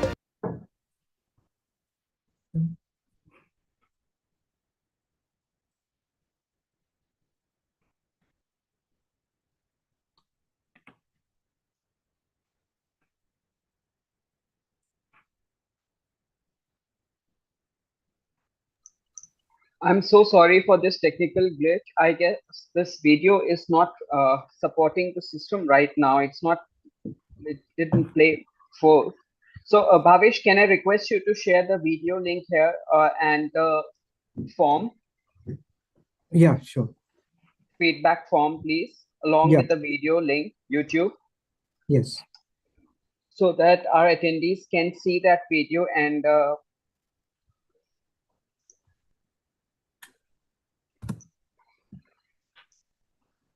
I've shared in the chat.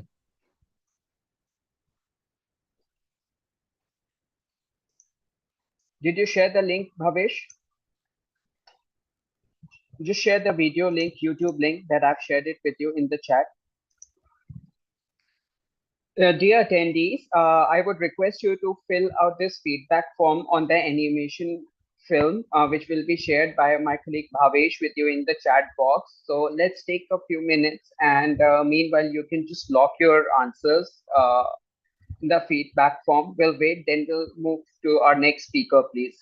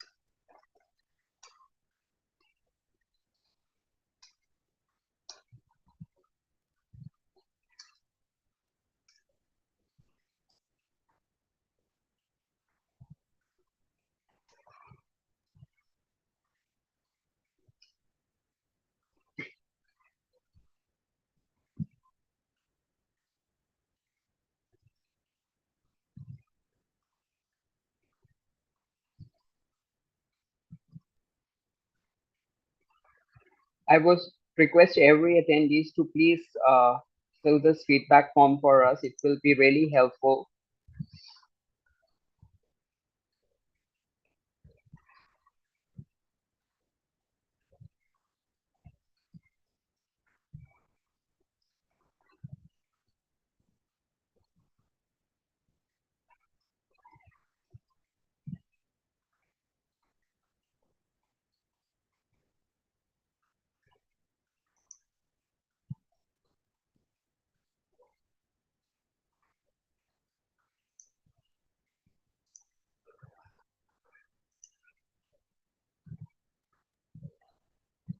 Thank you so much, everyone, for watching it. I'm really sorry for the technical glitch. However, I have shared the YouTube link in the chat box. Please, after this health media training, you can watch it online and you can share feedback with us if you didn't fill it right now.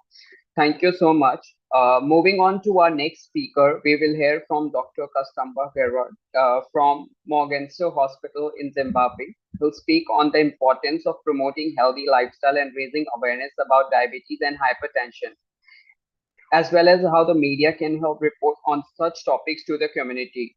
May I invite Dr. Kastamba Gerard, please?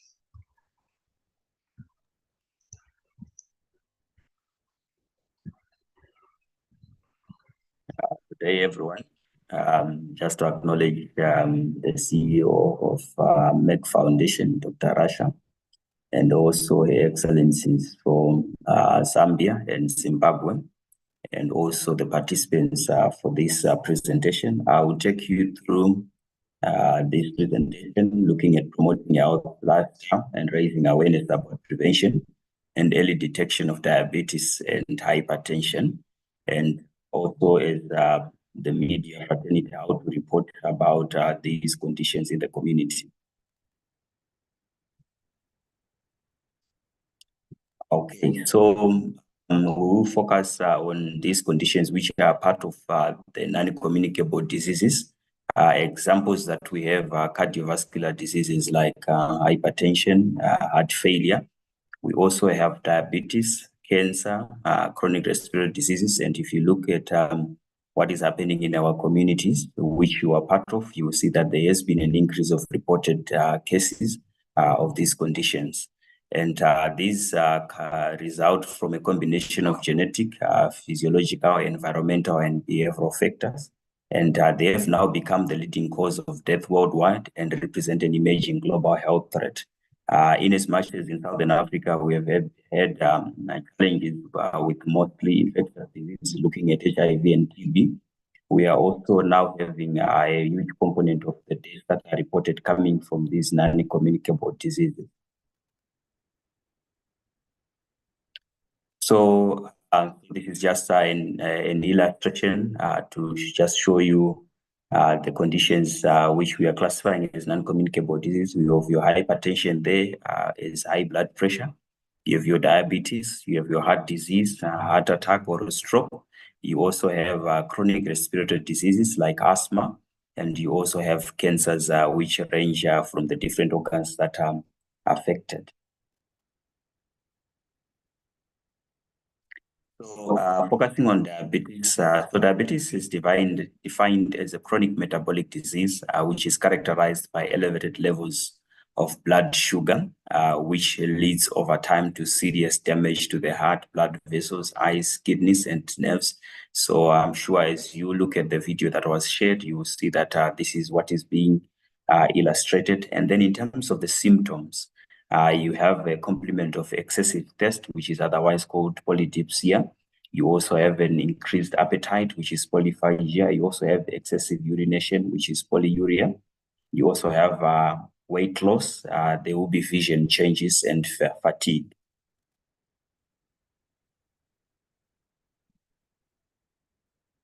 This is also another illustration just showing you a pictorial representation of the symptoms. So this is what mostly clients or people will report when they come to the clinic. But what is very important for us as the media fraternity is for us to share these things so that people are aware.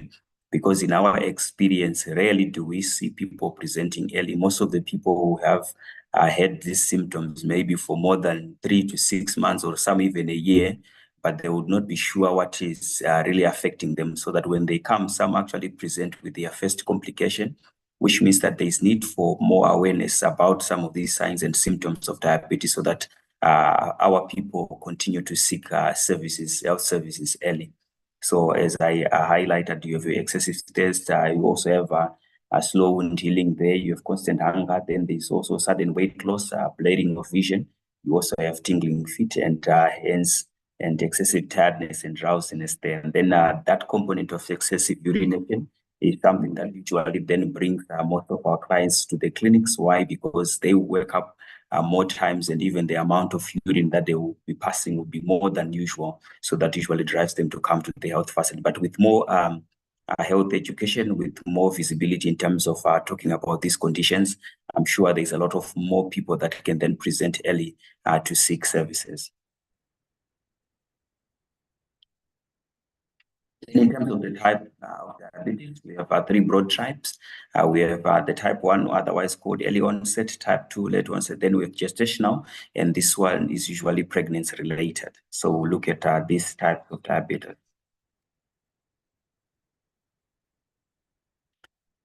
Then in terms of risk factors, in terms of risk factors, for type 2 diabetes, usually when there is a family history of diabetes, we usually encourage those people to start to be screened early for diabetes. And those that are 45 years and above, they will also be at risk of developing diabetes, and also it has some ethnicity predisposition.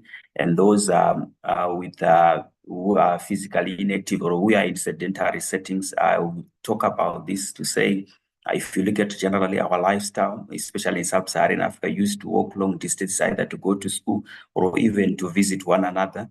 But if you look at what is happening now with the increase in modern means of transportation, most people are no longer as active as they should. But this is actually putting us at risk of developing type 2 diabetes. And then being overweight or obese is also another risk factor. Then high blood pressure is actually a risk of developing type 2 diabetes.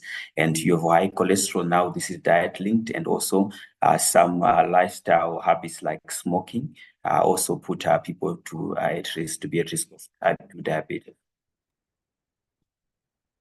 Then in terms of complications, it's also very key for us to then remember, because as I said, that in terms of the signs and symptoms, some actually just present with the metabolic disturbances which come because of diabetes, but there are some that will then present with the complications. And examples of complications that we have because of diabetes is you can develop a stroke, you can also develop blindness, some present with heart disease, and some can also present with kidney failure, and some present with sexual dysfunction, and some can end up being amputated because of diabetes.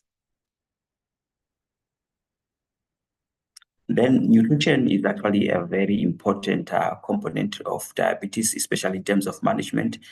We have what we call medical nutrition therapy. So this is also a critical area where the media can actually be of good service to our communities, because when we then advocate for healthy eating, it actually then reduces the risks that come because of diabetes.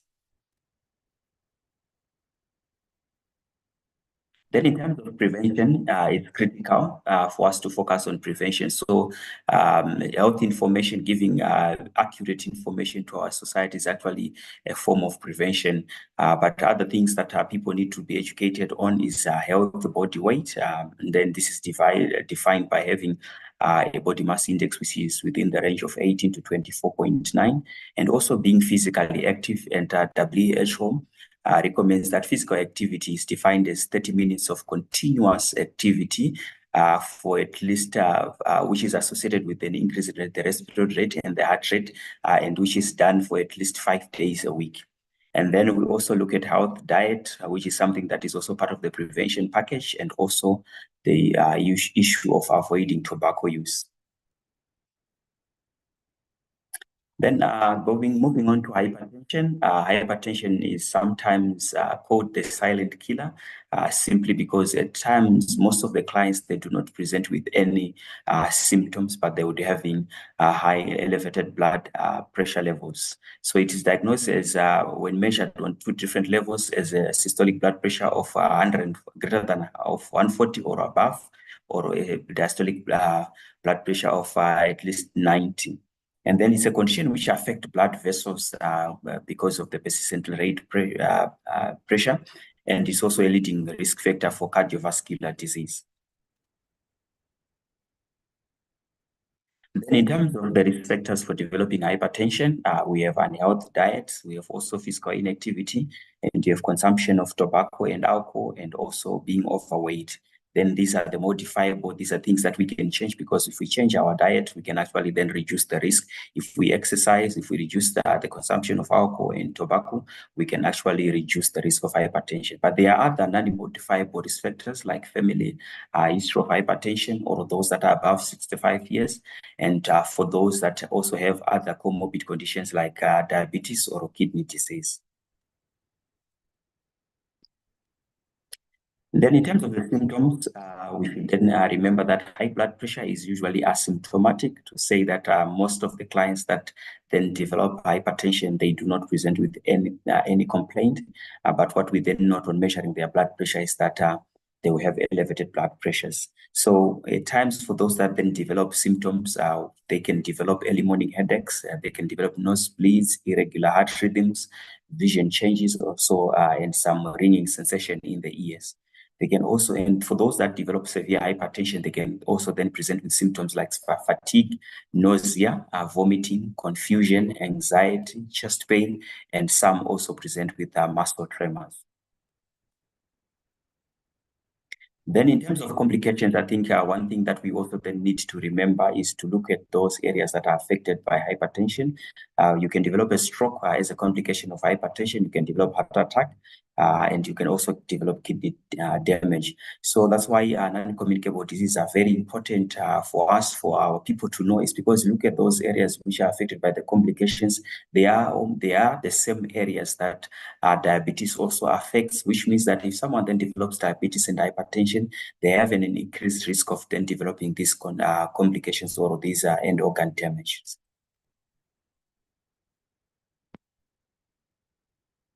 Then in terms of preventing hypertension, you can then work on reducing salt to less than 5 grams daily, eating fruits and vegetables, also avoiding saturated fats and trans fats, avoiding tobacco, reducing the amount of alcohol, and being physically active every day. Then in terms of controlling blood pressure, there is need to follow medical advice and adhere to lifestyle changes. I'm sure these days in our communities, there is a bit of more practitioners that are claiming to treat different conditions. So there is need for us to be sending out the correct information in our society so that our people can continue to follow medical advice. And then the taking of medicines as they are prescribed is also very important. Then to regularly check blood pressure, this also then speaks into the improvement of our health-seeking behavior or the health-seeking behavior in our populations. And then the reduction, the management of stress is also very critical to control blood pressure. Then what is the role of media? The media, mass media, it provides an important link between the rural residents and health information. Remember, there are some people that, because of various factors, they might be far away from health facilities, or they usually visit health facilities when they feel they have a problem, but they might actually be having some of these non-communicable diseases. So the mass media, as we spread the messages through different audiences, we then are able to spread the information that will also ensure that there is a early screening, and also treatment reaching our people early. Then media also plays a role in educating the public about health concerns, and also has a responsibility to report accurate health and science information to the public.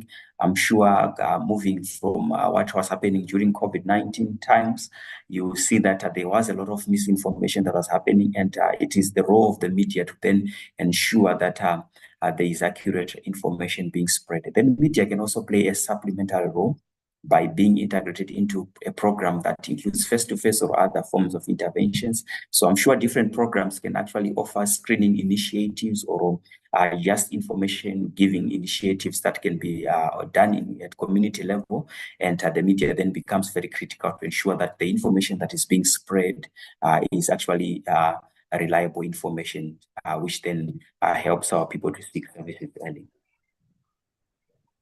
The media can also be used at many levels of audience, organizations such as individual, network, organizational, and societal level. So the reach of the media is also very then critical to say a clinic can only reach maybe their local context, but the media, it has that far reach into different levels of society. So if we have correct and accurate information being spread at that level, then it means that we are then going to do much service in the prevention and also the support and treatment of people that then develop non-communicable diseases. Then there's also health promotion, disease prevention, and the goal is to enhance a state of well-being, to guard health and population at risk. So this is some of the things that the media can then do in this context. Having said that, I think I've come to the end of my slides, and thank you very much for your attention. Thank you, Dr. Katsamma. It was great and it was very quick. Thank you so much for the presentation, and I would request you to please request all the attendees to fill up the feedback form for us and watch the animation film if they haven't watched. Hello. Okay. Okay, so I think as attendees, I'm sure you, as you go, as you follow that link to see the video, that video is another way. Remember, these days we have many ways to spread information, and social media, small videos are also have now become very critical, and these animations are very critical because they carry the important message. Because some people actually do not want to read things; they just want to watch a short video and still get the same quality of information. So I actually then encourage us to then follow the link. Let's comment on the video so that when other videos are being prepared, they also then cover issues that we think are very critical. And also let's then share the videos so that we, within our networks, that information is being spread into the community. Thank you. Thank you, Dr. Gerard. Thank you so much. And now it's time for our video speaker who can shed some light on the role of the media in reaching communities at the grassroots level and raising awareness on health and social issues like infertility stigma, girls' education, child marriage, gender-based violence, and FGM. So now I would like to invite Mr. Najubolo Nakube. He is the National Director at Zimbabwe National Editors Forum. Please welcome Dr. Najubolo Nakube.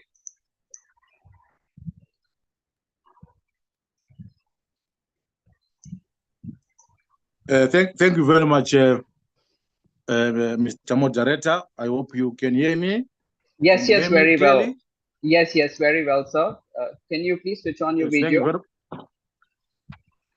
Thank you very much for affording me this opportunity to share my views on the subject at hand. Firstly, I want to write on the protocol that has been observed. Maybe firstly, just to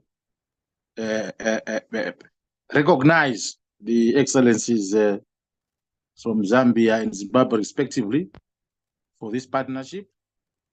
As well, I want to recognize the experts that have come before me to make these incisive and informative presentations. Firstly, Dr. Madzinyire, Professor Malebo, Dr. Sichalwe, I hope I pronounced it okay, Dr. Kasamba, who just presented now on this very, very important media training. My brief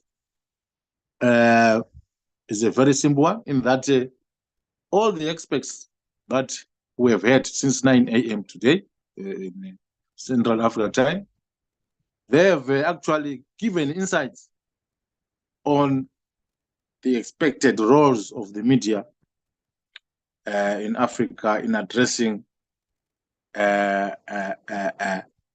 health and social issues. I will add on what they've said to give a helicopter view of what I think is the role of the media in reaching out to communities at grassroots levels and raising awareness on health and social issues, on issues concerning infertility stigma, girls' education, girl-child marriage, gender-based violence, female genital mutilation. I'll start by saying that the media landscape in Africa is largely consists of newspapers, radio, TV, and social media, with community media being critical for grassroots outreach, particularly in regard to these health and social issues like infertility, stigma, GVP, FGM, child marriages, girls' education.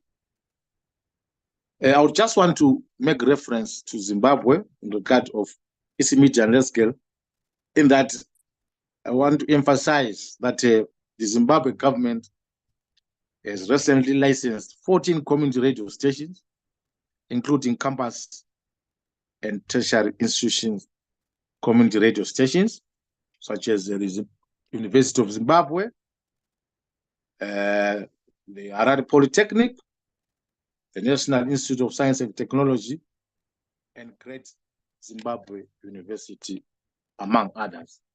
More are going to be licensed.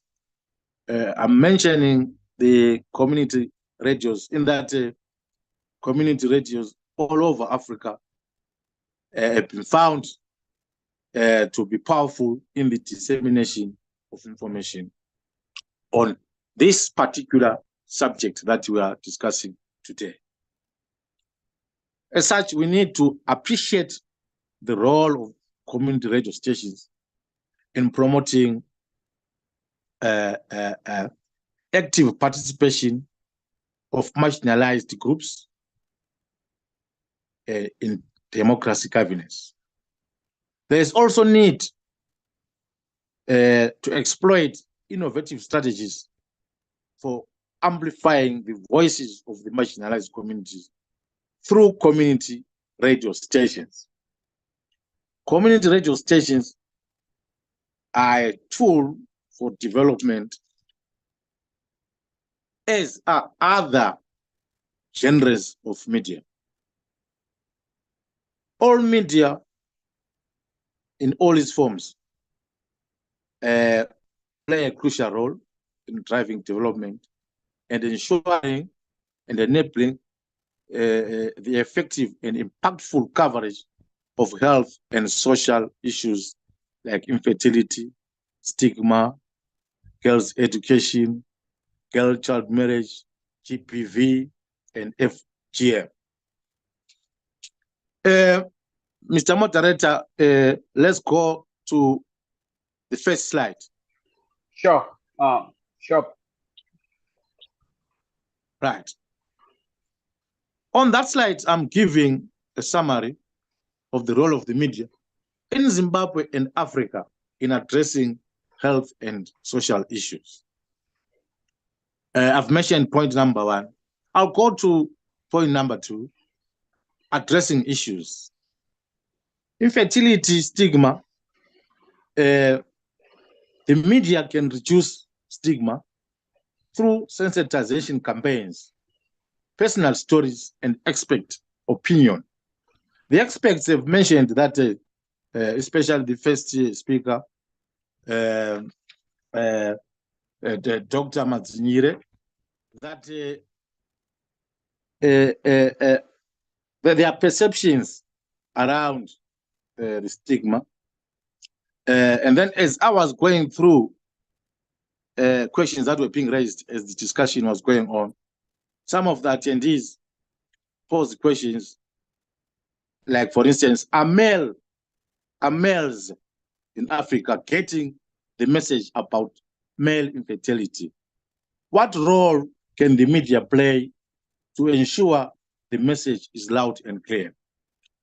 My answer to that will be that media can reduce stigma through sensitization campaigns, personal stories, and expert opinions. We are lucky in that the Merck Foundation has enabled us to gather a pool of experts, like the 4 experts that have made presentations today. So my appeal to my colleagues in the media is that let's utilize this engagement and the experts that have been made available to us to have stories around reducing stigma. Then the second point around the issues that are being addressed, which is girls' education. As the media, we should highlight success, raising awareness, and advocating for supportive policies. I'm happy that in Zimbabwe, the government is pushing for the implementation of such policies in the education sector, so that no one is left behind in terms of giving access to girls. And then there's the aspect of girl-child marriages. This has been a huge story in some of our communities, not only in Zimbabwe, but in Africa. As the media, we can again raise awareness by having awareness campaigns.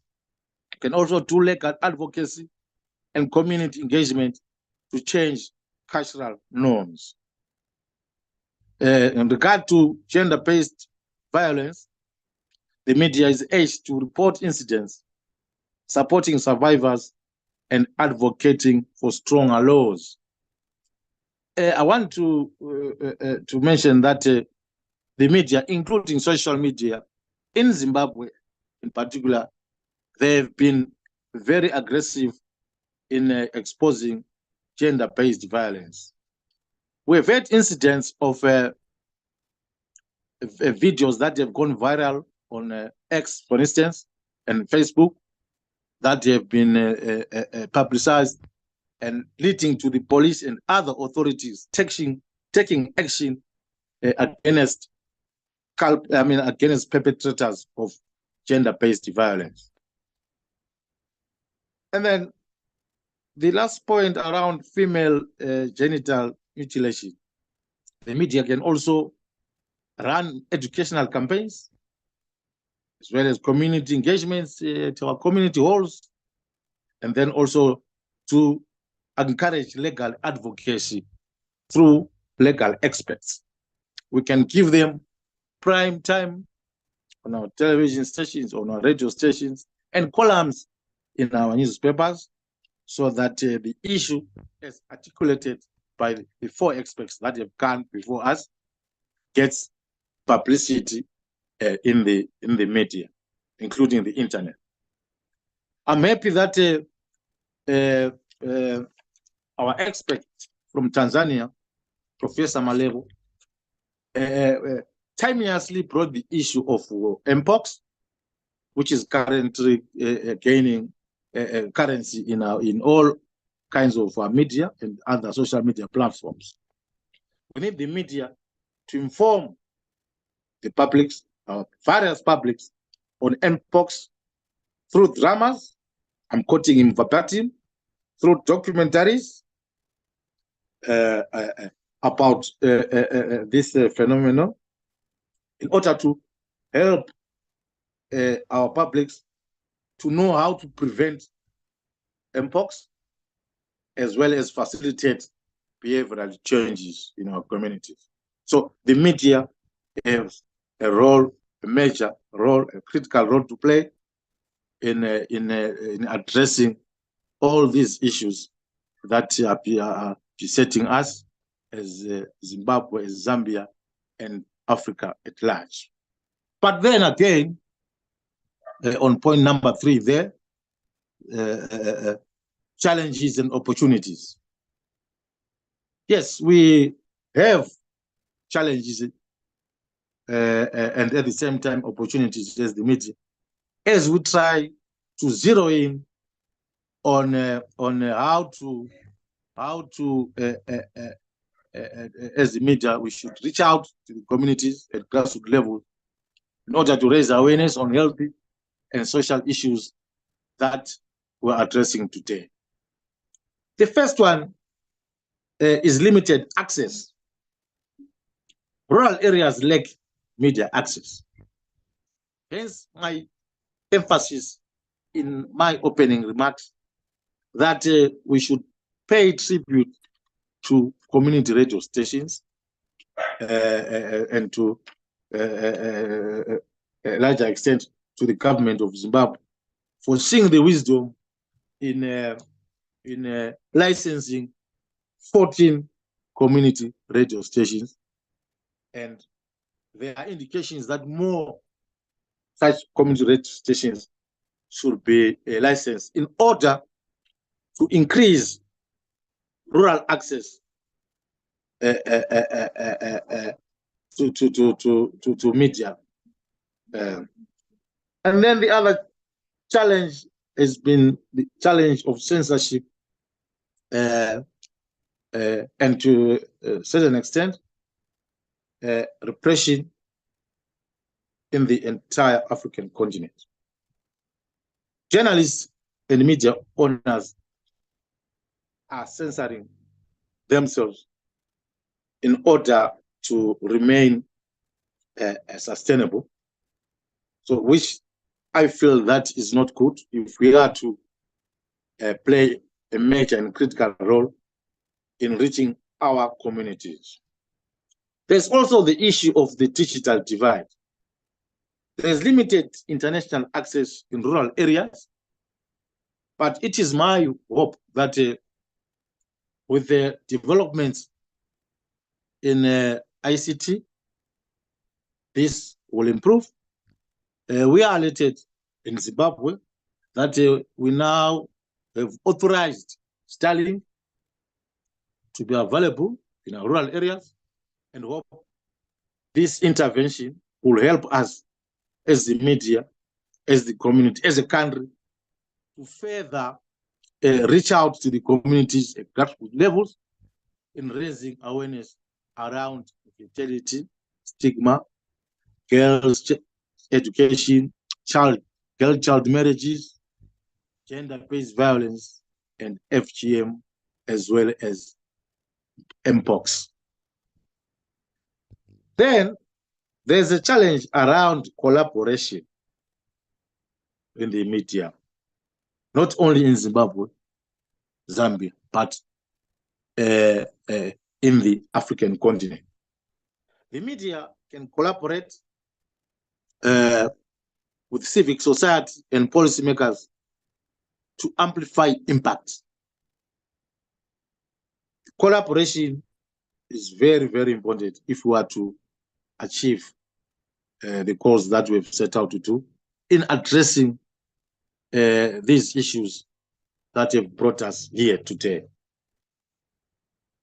There is the issue, the last issue I want to mention is the issue of innovative use of technology.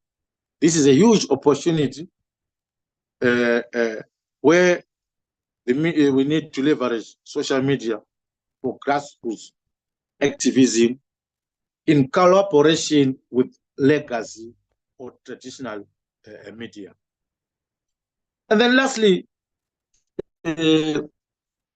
mindful that it is me that is holding you between now and your lunch. If you are at this side of Equator, I will proffer my recommendations. As a media, we need to strengthen community media. I've mentioned my excitement around the licensing of community radio stations in Zimbabwe. We need to strengthen community media. We need to support community newspapers. I'm glad that the Zimbabwe Media Commission is a component of assisting community news, community media, particularly vernacular media.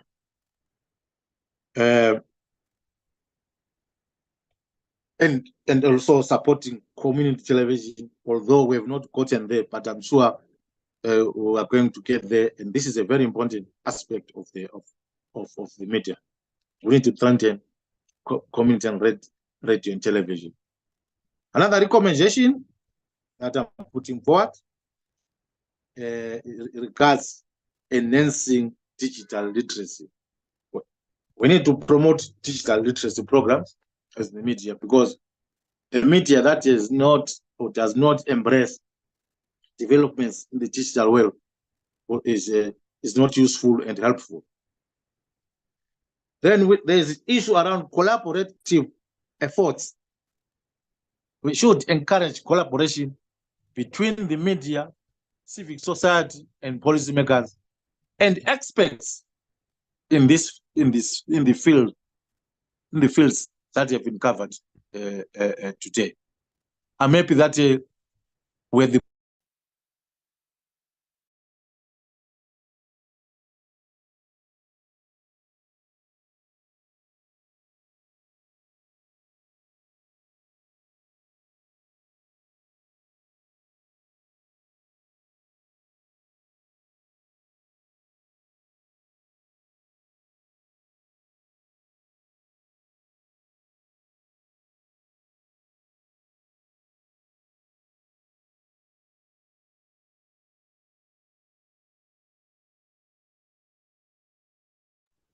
Hello, can you hear me? Hello. Yes, Harsh, you are audible. Yes. Thank you.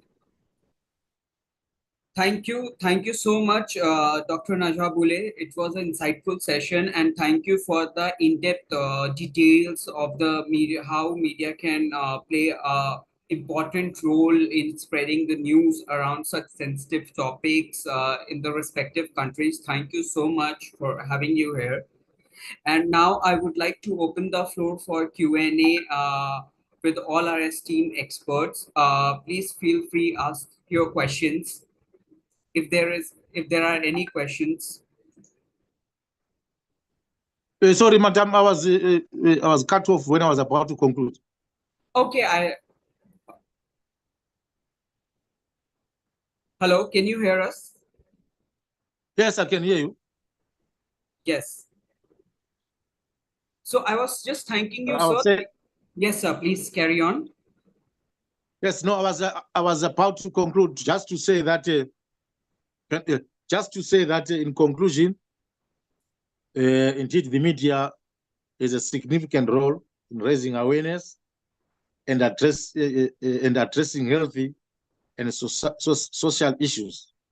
By leveraging various media platforms and collaborating with other stakeholders, the media can contribute to positive social change despite the challenges faced. I thank you. Okay, sir.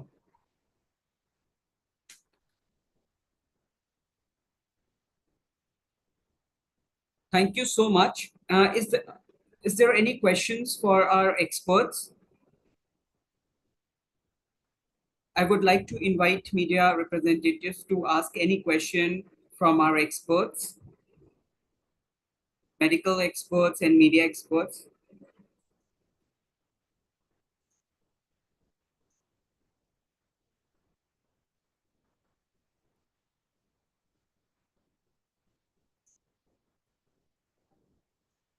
Okay, so I think there are no questions, and thank you so much, dear eminent speakers from medical sector and from media, and thank you for answering the questions from the attendees in the Q&A chat box. Now, I would like to thank you for all the participants for participating in today's program, and we hope you to leave with valuable insights that will help in our work, and together we can raise awareness and make a positive difference in our communities. Thank you so much, everyone, for joining us, and have a nice day. And please stay safe. Bye.